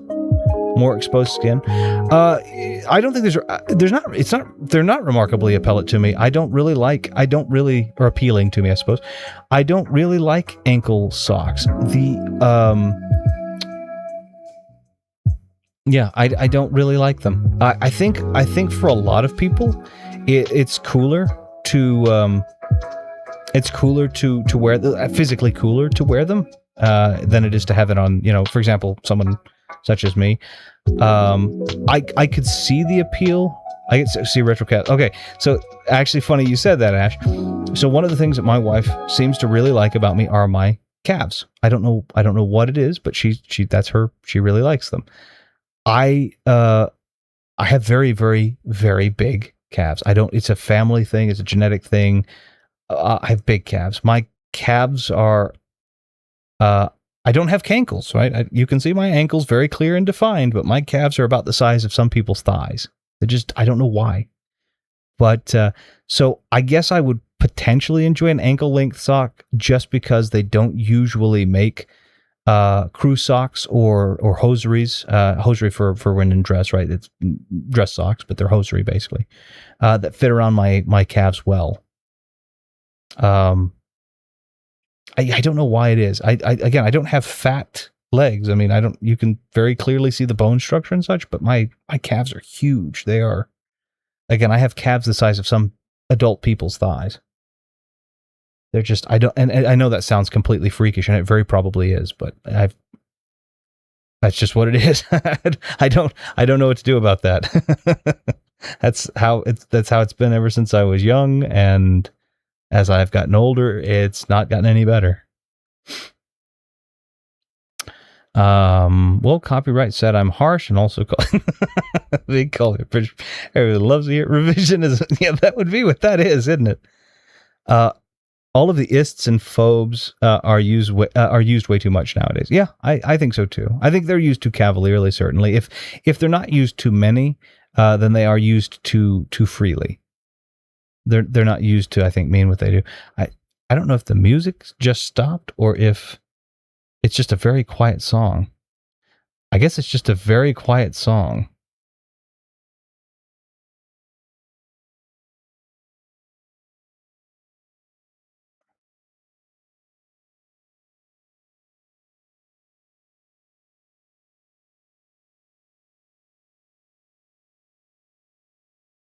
Huh. I don't know what happened to the music. Let's see.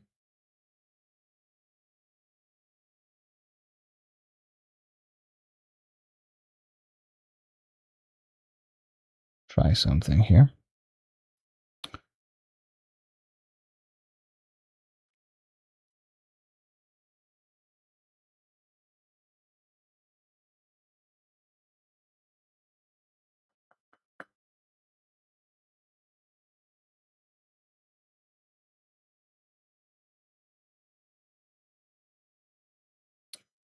Let me try some. I think I know what happened. 1 second.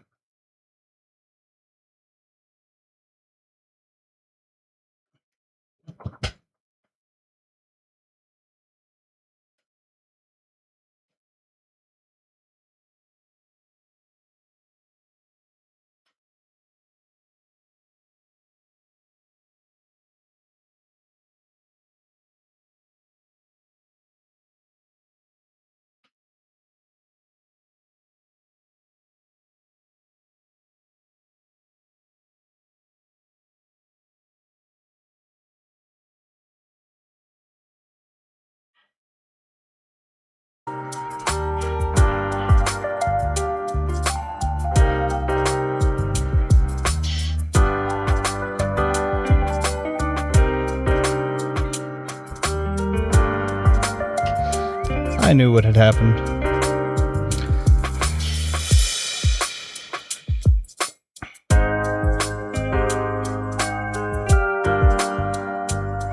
Okay.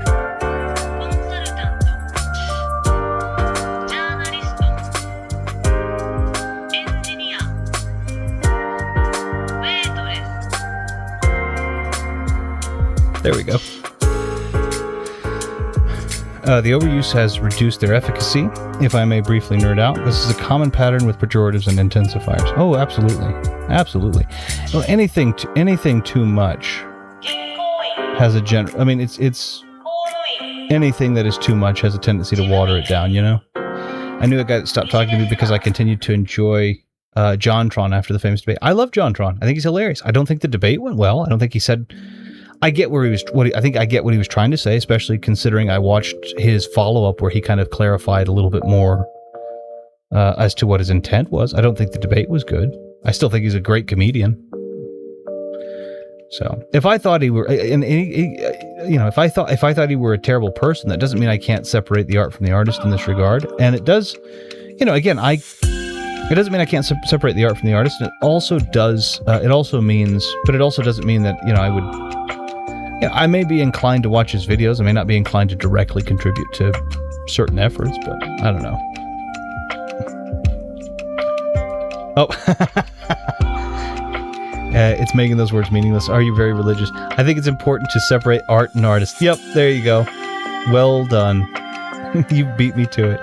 Too many people stop consuming great media, Ender's Game, Harry Potter, simply due to the views of the creators. Seems weird. Yeah, I agree.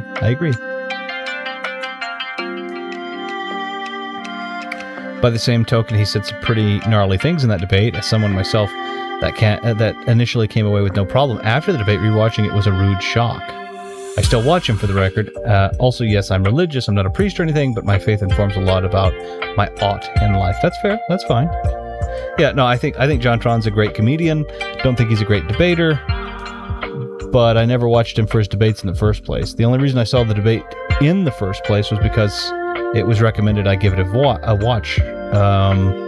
Honest, I think you recommended it, so I think I saw it way after the fact. Maybe I'm wrong. I can't remember. I don't think I saw it when it happened. I know I didn't see it when it happened, but JonTron debate was interesting because the other guy seems psychotic, but it's only ever JonTron who's mentioned, just brushing off as fascinating. No, the other guy is, at the time I'm sure he was. I know the other guy is also under heavy scrutiny. And again, it was just, what it ended up being is two people yelling random things at each other to try to get them to stop and be shocked, and, you know, I don't know. I think the whole thing was bad. Hearing JonTron and hearing Destiny's topic, I think they're both wrong. I think they're both silly. But that's okay. I'm not religious at all, but some close people to me are. Yeah. Wait, I can't keep her in a can. No. Only if it's Nicolas Cage or Cage the Elephant. I don't know who Cage the Elephant is, but Nicolas Cage, that's... My wife has cage rage, so she does not. She won't let me. I won't watch. She did. To be fair, she's sweet. She does not like Nicolas Cage at all, but she did watch Renfield with me back when that came out. I've never been religious either, but I'm a bit spiritual, which is a different thing, by the way. Since my mom's passing, I do keep it. I do it as a way to keep me close to her memory.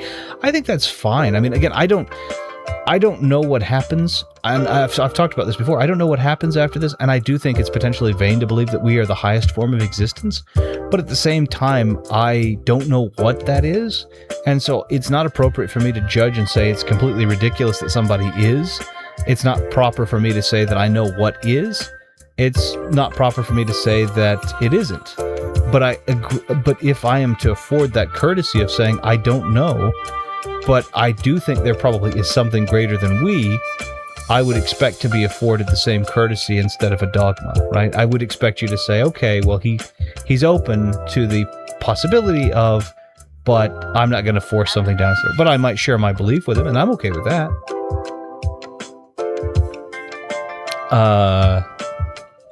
I'm probably average, right? Hey, now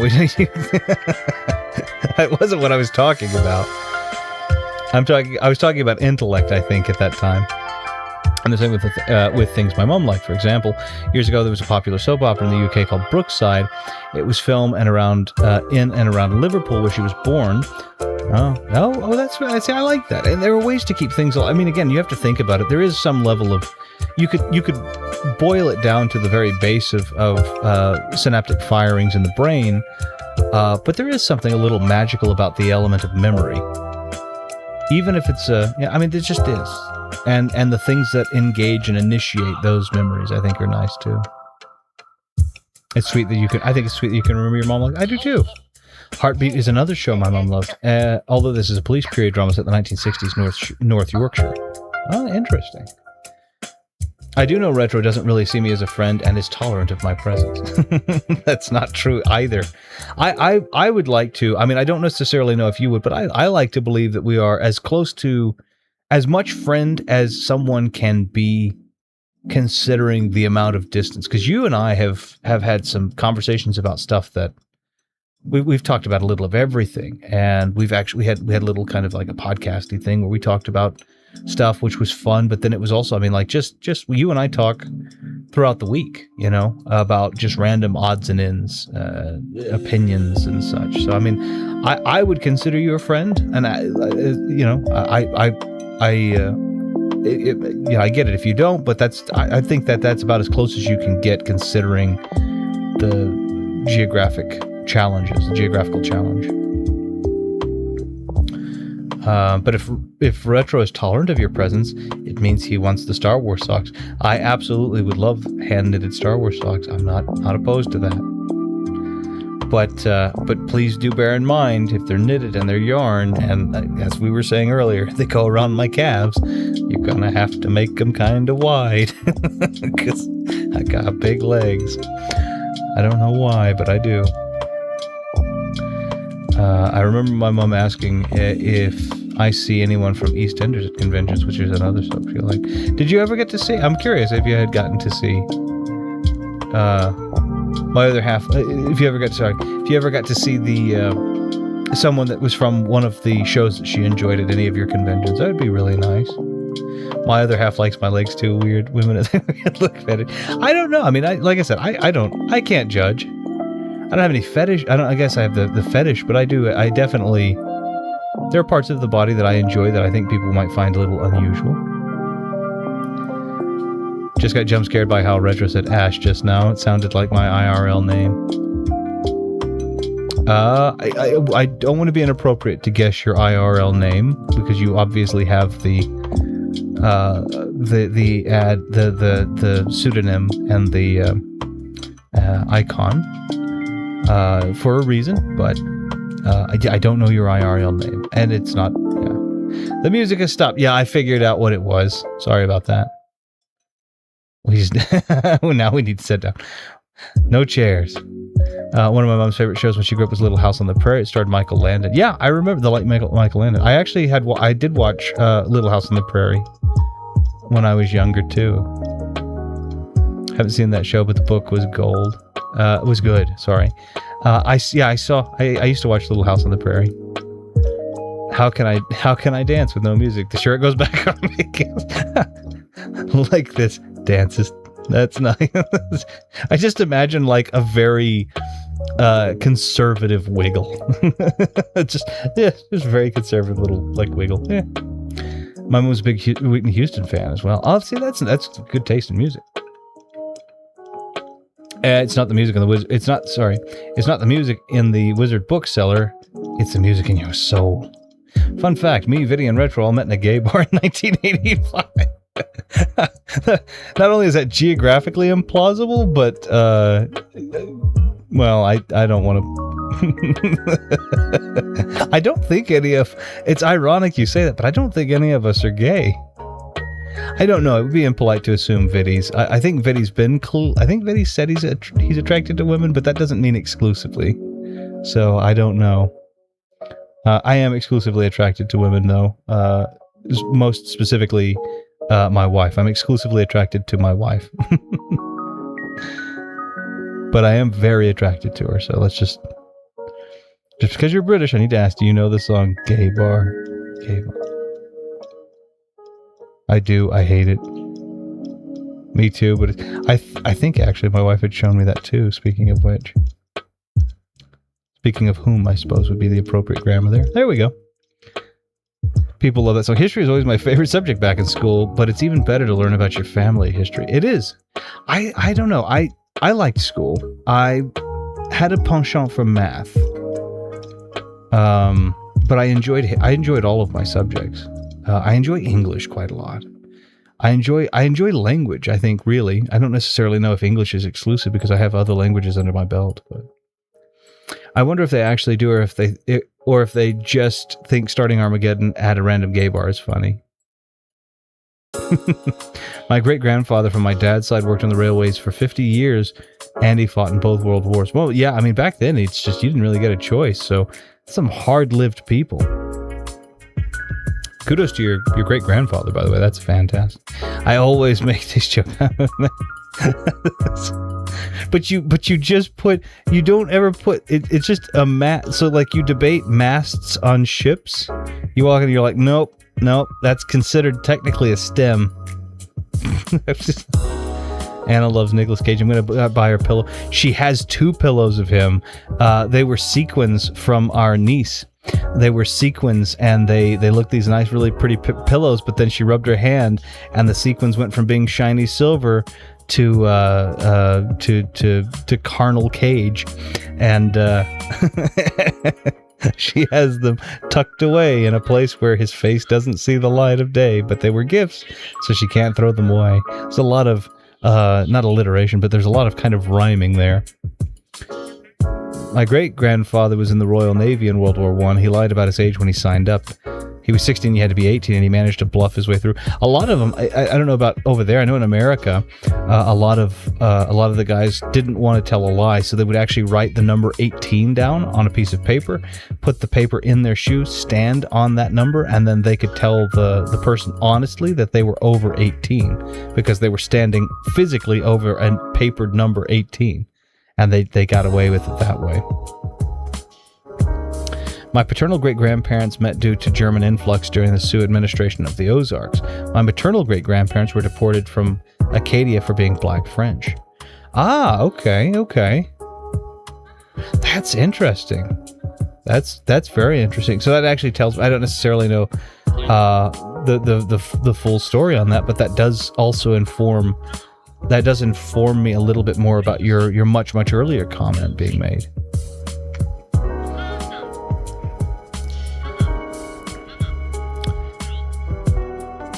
Very interesting. So interesting then, and I won't bring up which specifically, but so interesting for me to know that you are around about the state that you're in. Considering those, I would assume you have very strong roots in Louisiana. Most specifically, I would think towards the west side of Louisiana, because there would be a really, I don't know, yeah, I'll say there would be a really, obviously from the maternal great-grandparents' point, there would be, there are a ton of Acadians in Louisiana, but then you also have tribal lands about that just in that bottom area, that Texas German and native area. There's kind of that marrying. So very interesting. Then in World War II, he was in the Royal Engineers. He was stationed in Ireland for most of the conflict, but he was sent over to Europe shortly after D-Day. Fun fact, me and Retro once raced each other at a nudist beach. Beach. Oh my gosh. Suddenly Retro sped past. I don't think I heard a gallop. But I'm assuming that I wasn't on horseback when that happened, was I now? We will podcast again one day. I hope we do. I really had fun with it. There was one set of footprints on it on the beach. It was Retro running you over. So here's the thing. I have big legs, and they're strong legs, yes, but I'm not fast particularly. I'm a big guy. I'm not a very fat guy, I guess. I probably have a little more weight than I should on me, but I'm not someone I think would look and say, oh, you're a fat guy. I am a very stocky guy, though. I'm a pretty, yeah. There can be only one Ash in here. I don't know a whole lot about my great-grandfathers, what my great-grandfathers did during the war, but he was in Europe. He came across the body of a dead Schutzstaffel soldier. Oh, goodness. Oof. The body was still fresh and had bullet holes through the chest. He took the guy's ID wallet, which had the swastika on the front. Interesting. I might seem by with all my jokes, but I am, in fact, a straight white male, a.k.a. evil. Interesting that Retro says meeting in a gay bar is geographically impossible, and there are no gay bars near you. Also, Viddy has said he's straight. Oh, he did say definitively. No, there are. So, firstly, no, there are no gay bars near me. There are no bars of any kind near me. As I said, I live kind of out in the middle of nowhere. I'd have to drive away to get it. But even still, if I were to go into the gay bar that was closest to me, I would still be a minimum several hours away from Ash, and both of us are a minimum several hours away from Viddy. So we would all have to meet up in a gay bar in an area where we all live. Not only do we not live in the same area, we don't live on the same continents. All three of us are on a separate continent. Me and Ash argue all the time about sail hoists on the main mast's jib. My late granddad always said it's people like my great grandfather and Fred Dibnah that made Britain great in the first place. Huh? Copyright is French? Oh no. Oh god. Oh, I'm liquidy. Oh my goodness. That's funny. Oh my goodness. I don't think there's anything wrong with it, but you know, Ash has just got his stuff. Those who don't know, Fred Dibnah was a famous steeplejack from Bolton. He became famous in the late 70s for demolishing old mill chimneys and his love for steam and industrial heritage. I'm quite fast for an overweight piece of man-meat. Unpopular opinion, industrial aesthetics are the best. I think I like that too. Shall we open a gay bar? I mean, I don't have any opposition to that. I myself am not gay, but I don't have any opposition to opening a bar where people that are gay could enjoy themselves. Sure. I would love to have met Fred Dibnah, but he sadly died from bladder cancer back in 2004 at the age of 66. Sorry to hear that. I think it's all right. This will probably be the shortest game episode because We've been talking for 3 hours, and it's been great. So I'm gonna try to get off of this this area we're on as best as I can. Let me get everything moved over.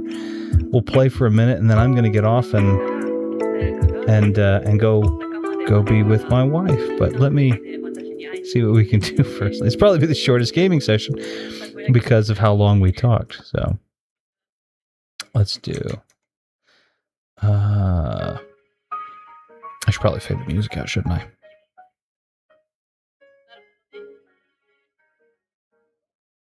It's really nice and calming music, honestly. Let's open this. I opened the wrong thing.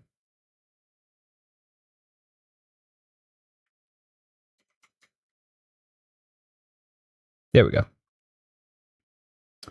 I always remember what my late grandmother told me. Yeah, these toys aren't for you. I actually met a neon maker recently, Steve Fitch, and also a photographer. His stuff is good. Let's see. And he showed us all groups. Showed our group all sorts of stuff that goes into the different color. That's really cool. Go be with my wife, Big Gay. I gotta head off anyway. It's 11:30, and I need to get the dishwasher on. Cheerio, hammerheads. Until next time. It was good to see you, Dr. Madden. Pleasure to talk with you. There's a lot of really good stuff that we got to talk about, and you had some really great writing in there that I hope I was able to. Do decent reads of. But have a good day. Okay, let me see if I can hit the right button. I don't know if I will. There we go. There we go. I didn't hit it right the first time, so the transition had to look that way. All right, cool. So, okay. I have to see if there is game audio. Oh, you know what? Hold on one second. Boop. I know what I did. Wrong. Boop. I'm going to push this, and then push this, and then I push this.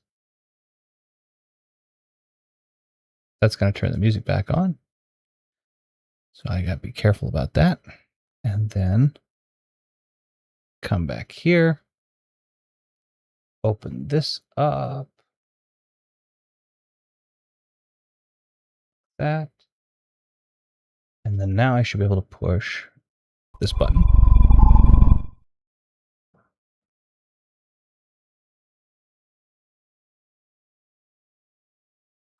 Okay. And then let's see. I'm going to go ahead. I know the music always goes too high when we do it, so I'm going to do that.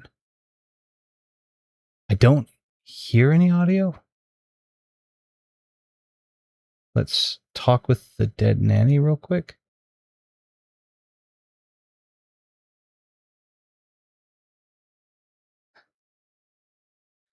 Okay, I can hear it, but I don't think you can.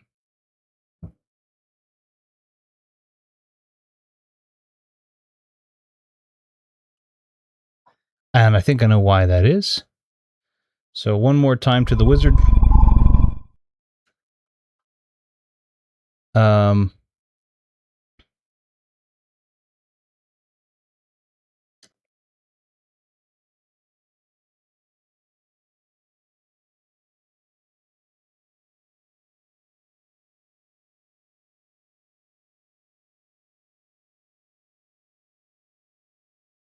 Okay, and I'm going to take studio mode off. So it's always a challenge to remember some of these things, especially after something's become disassembled. It's just like, yeah. So, who's the old bag? She's dead. Finally, okay, Retro, we have to talk about all these newer viewers you're getting. They're so weird, and oh, it's still here. Hey, Coffee. If you'd like to have a high-level discussion about it, go for it, Ash. I won't be offended. Can't. Yeah, no, it's okay. I know you. I'm working on the thing. I'm trying to see if I can get it.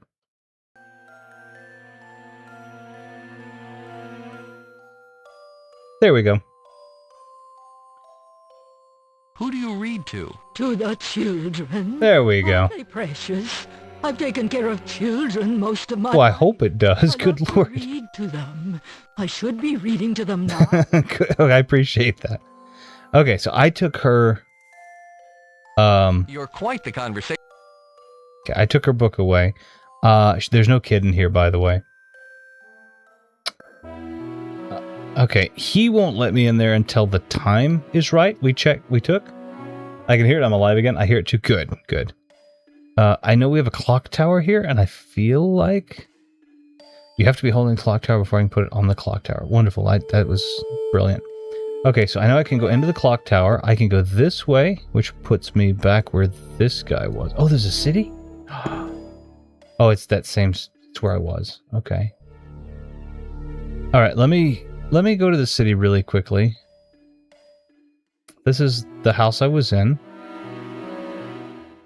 I need to get this clock then to ring, I guess. I'm gonna put the... I'm gonna put the pail on the hook.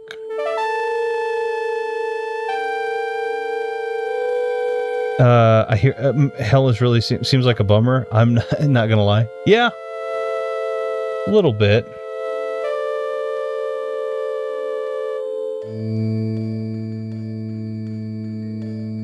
Okay.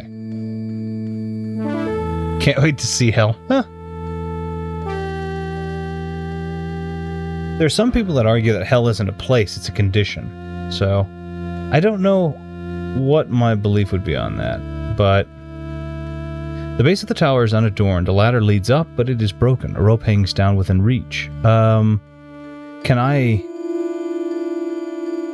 have the children's book. I have the stone. Huh.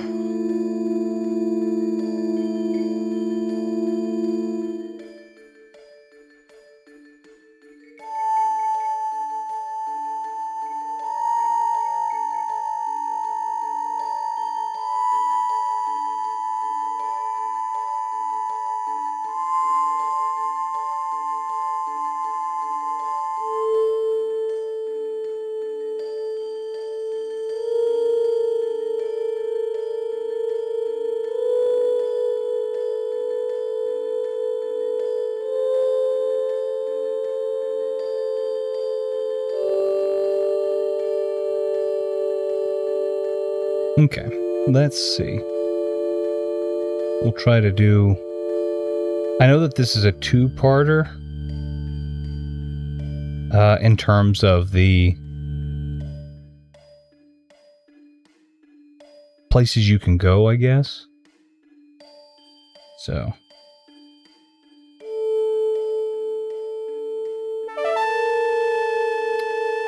I feel like I need to be able to put a rock in that bucket of some kind, but I don't know if that weight is going to be what changes it. Hell isn't canon, so to speak. It's a Frankenstein interpretation like the Antichrist. Oh, well, fair enough. I applaud that. Not to take the talk somewhere else, but I appreciate your advice and words today, by the way. I don't... It's not mine to... I'm not trying to be... I'm glad that you appreciate them. I don't... It's not mine to opine too deeply into. I just want to make sure you're all right. That everything's good. You can always talk. I mean, you can always call. That's okay, too. I'm always happy to talk with you. Alright, let's go back in the house really quickly. He said tea. He needs tea, I guess. What else was...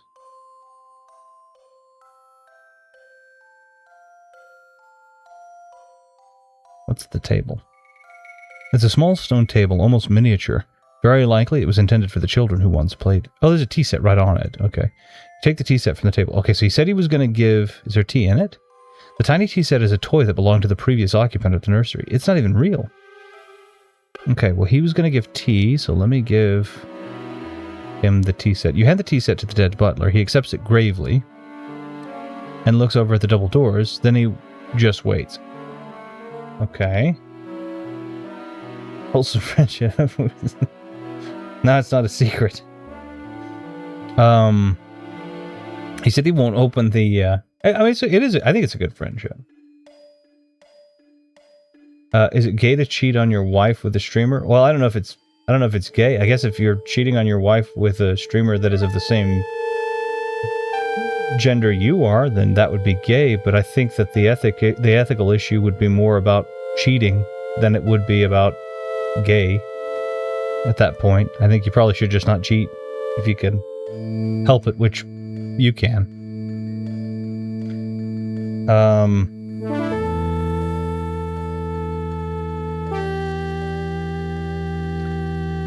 I need to be able to get some rocks or something from somewhere. Can I? Fields. I need rocks. Can you pull? What are you doing? I guess we decided he could. Doing water plant. Okay. See you later, Mr. Excitement. Okay. Can he not give me? I need the rocks that are behind him, maybe? They're just, I just need to... Oh! Can I grab those? Or they kill me? Cool. Okay, I'm gonna look at it, but I'm not gonna mess with it. Evil red eyes glower at you. You can almost see its tiny brain trying to decide if you are food or a threat. Either way, it doesn't seem to like you very much. Can I pet him? You decide that all the snake needs is a little affection. Perhaps that would change his disposition. You gather him up and pet him. He looks genuinely happy, just before he bites your head off. Oh, but he looked happy for a minute. I don't have a fear of snakes. Breath of the Wild fan. 2 okay, bears. Okay. I knew I needed rocks. That's my ship, I know, so that I go over here. Go in here. I need these rocks. So let's go into the clock tower and put the rocks in the bucket. Yes. You fill the bucket with heavy rocks. The base of the tower is unadorned. A ladder leads up, but it is broken. A rope hangs down within reach. Okay.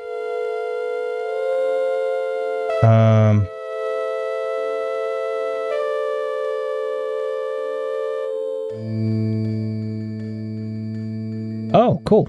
You grab the hanging rope and haul yourself up. You stand on a small platform behind the clock's mechanism. The back of the clock face takes up the west wall. Can I turn that crank? With both hands, you turn the crank and wind the rope around the drum until you see the hook. The drum locks when the rope has been drawn up entirely up. The weight of the rocks in the bucket pulls at the rope wrapped around the clock's drum. Slowly it begins to unwind. Turn the drum and move the clock's gears. Good.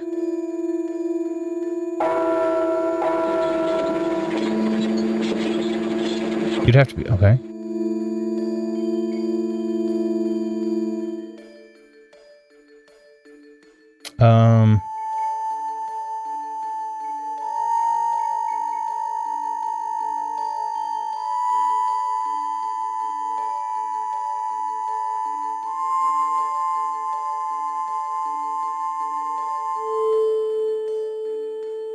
Let's see. You strain the rusty dial for a few moments. Eventually, you're able to advance the clock hand to point just before the third mark. Okay. The rope is already wound around the drum. Since the escapement doesn't allow the drum to turn in the other direction, the crank is locked. You hear 3 distinct bongs of the clock tower bell. I don't remember. Okay.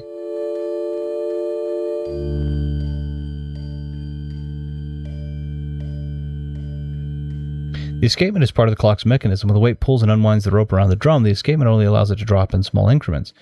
This causes the gears to turn slowly, moving the clock's hands at a steady pace to ensure accurate time. Currently, the weight of the bucket of the rocks is drawing the rope down, and the clock is working. Okay. Can I pull the escapement, though?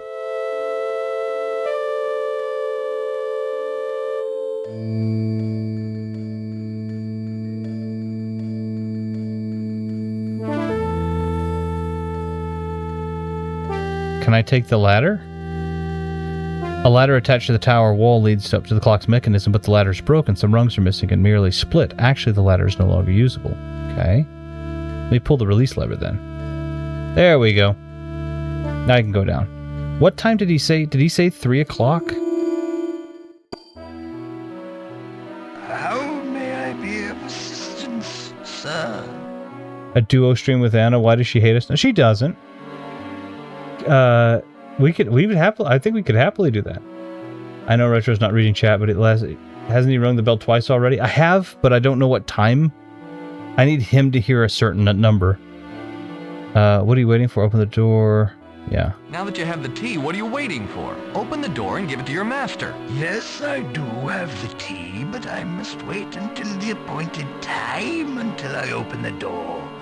Otherwise, I might interrupt a vital experiment. That would be disastrous for Balthazar's research, and perhaps for myself as well. Okay, what time? What time is tea served?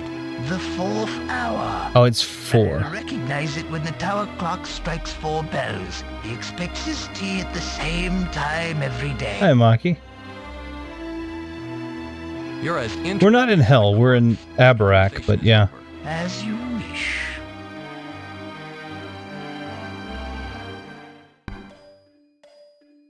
Let's go back in the clock tower.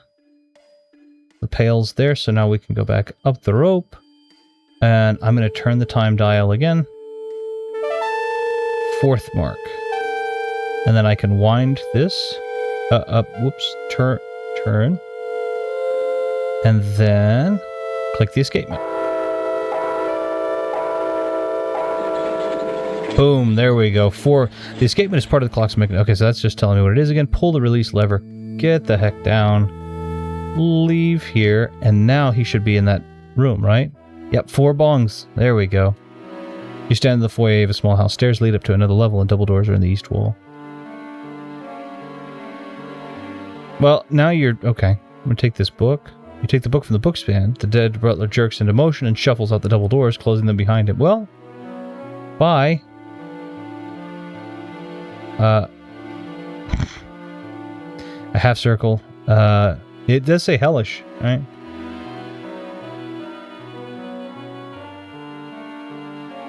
Okay.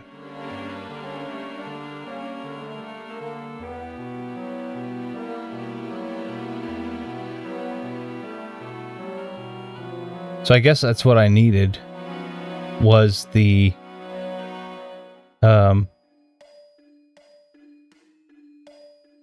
what I needed was the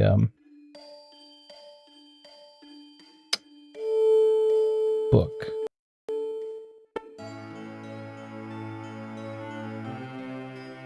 Oh Oh, shoot.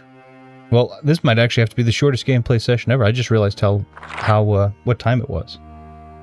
I'll read this, and then I'm gonna have to jump off. I apologize for time. I record these notes in no particular order with no particular format. Should this text be read by others than myself, I can but apologize in advance. My name is Balthazar, and I am the king's personal necromancer. My duties include raising and maintaining the royal servants, though my deeper interests lie in the pursuit of other lost magical arts. The following notes comprise the results of a lifetime of research into these arts, as well as my personal musings on these and other matters.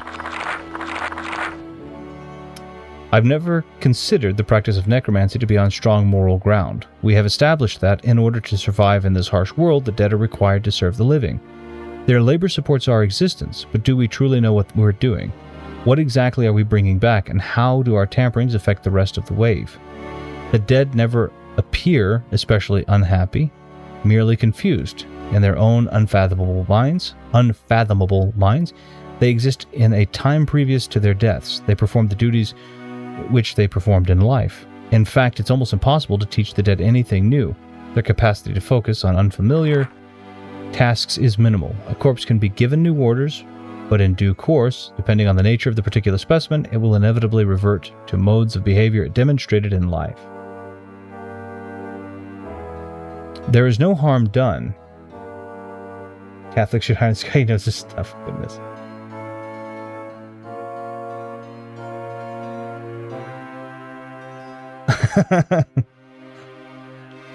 I keep forgetting Balthazar from Chrono Trigger is in Deathgate. It's the wrong Balthazar. It'd be cool though.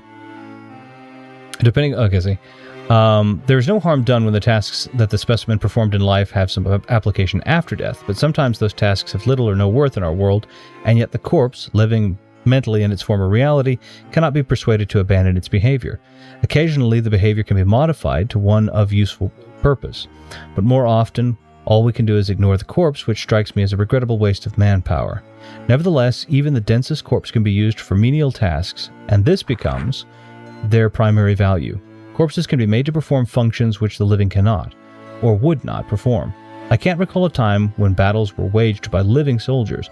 Why trouble ourselves when we have available so many who have already fallen? Their insensitivity to pain allows them to sustain blows that would cripple a living soldier. The dead don't stop until they can no longer move. In addition to war, corpses can be induced to undertake all potentially harmful tasks, such as fending off attacks from would-be predators. Claws and poison stings are fearful only to those who are aware of the consequences. Personally, I feel that we should be focusing on our magic on keeping ourselves alive, rather than on resurrecting ourselves from death. With the plague more rampant than ever, we are fighting a losing battle. Even now, the dead outnumber the living. Whenever I begin to research a new spell, I always start by attempting to build runes onto established spells. Sometimes an entirely new spell can be discovered by adding a single rune onto a totally unrelated spell. This was the case with Possession, the art of casting one's soul into a lower life form. I started by taking some basic runes and building onto them. Many of the standard spell bases turned out to be dead ends. I forged through some of my ancient texts without much success, but I did discover an obscure warding spell of awesome power. One wouldn't think that a warding spell could be manipulated into a possession spell, but forceful spells are sometimes born of the most unlikely sources. The warding spell has a long history. I don't know if it has ever been used in Abarak. It can only be cast by a group of very powerful Sartan. The spell creates a huge shield that repels any foreign magic. I remain uncertain as to its original purpose. The diagram of its rune structure follows. So I'll learn that. Using this as a base, I experimented by adding variations of runes onto the end. The process was long and tedious, but as it happened, only one rune was needed to fashion the altered spell. The diagram of a new spell follows. Aha! So this is almost like a full circle then. The result was the possession spell. Testing it proved somewhat difficult. There are certain limitations inherent in magic. One can only cast one's soul into a lower life form, such as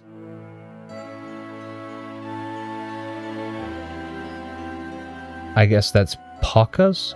I can't tell. Such as Pakas, I'll say. We use as beasts of burden. One must have physical contact with the target. The soul transfers through touch, so the spell cannot be cast over distance. While one is inhabiting the possessed body, the original body is rendered immobile and helpless. I have some theories regarding the dynamics of the spell if its original body is for some reason destroyed. The soul should be capable of continued existence in the new body. Eventually, however, that soul will forget its previous existence and come to think and behave in accordance with the inclinations of the possessed body. But even then, the original soul should prove retrievable by the application of certain spells. It might even be possible to reconstruct the original body by using the host's body while the soul still exists. Unfortunately, my research has not revealed the spells required to accomplish this, the knowledge of which would have been of great comfort during the test phase of possession. The extent of our lost knowledge is shameful. Surely our ancestors had access to these and innumerable other magical spells, and I am merely passing over well-trodden ground. If only my own library was more complete.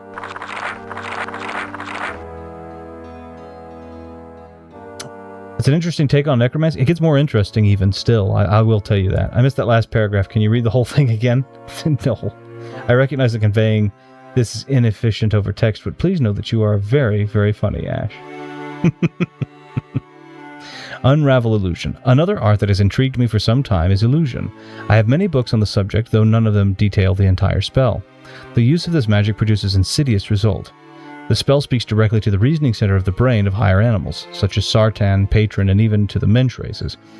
So you can see where there's kind of an inherent belief that these two are better than this one. The spell persuades the brain to accept that something is there when it isn't, or that something isn't there when it is. For example, an illusion spell can create a table in the middle of an empty room.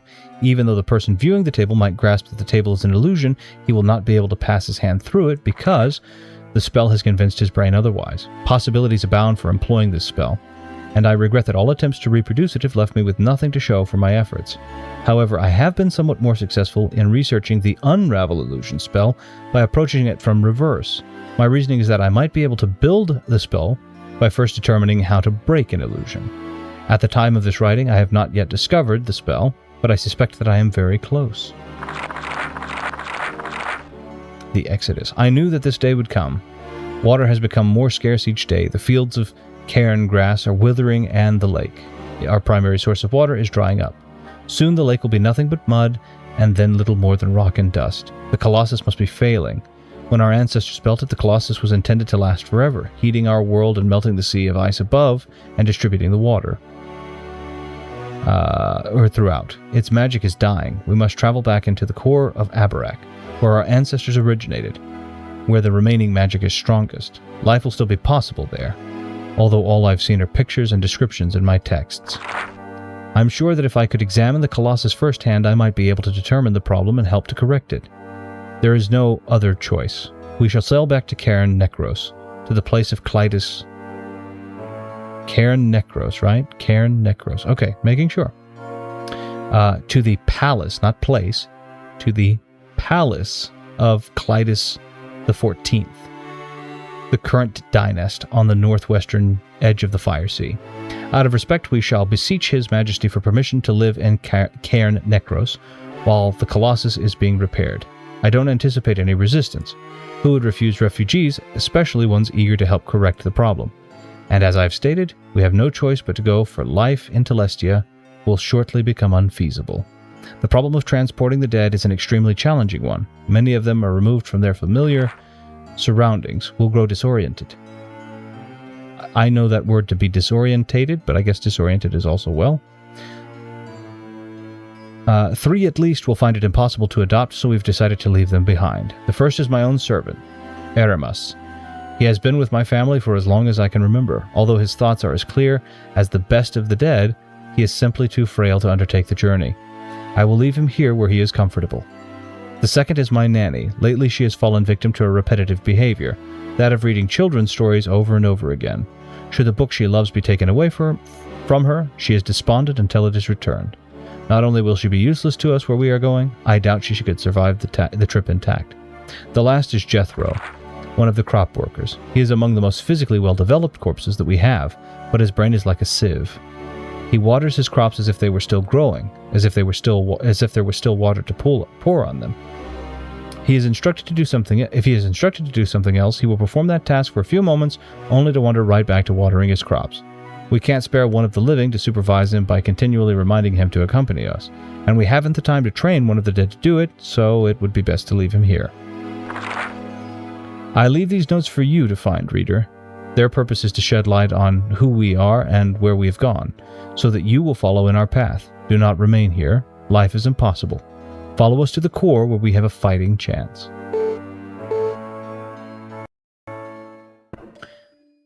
It's disoriented to me, too. The difference is dialectical. Interesting that you, an American, would have the non-American version.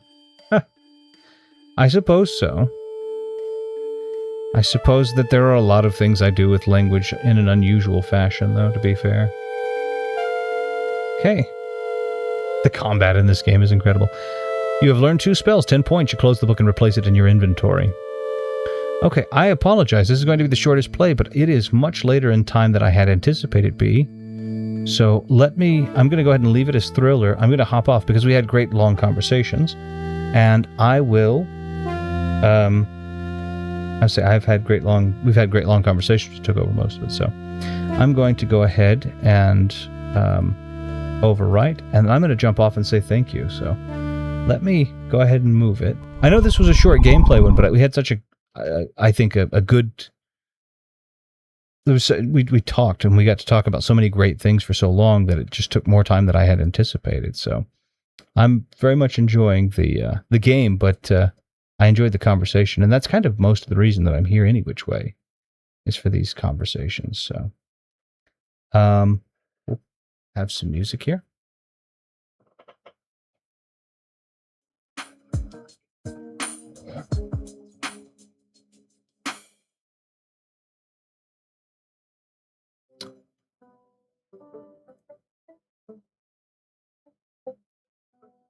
And I will say, you're all welcome. I want to apologies for likely prolong. No, it's okay. It's all right.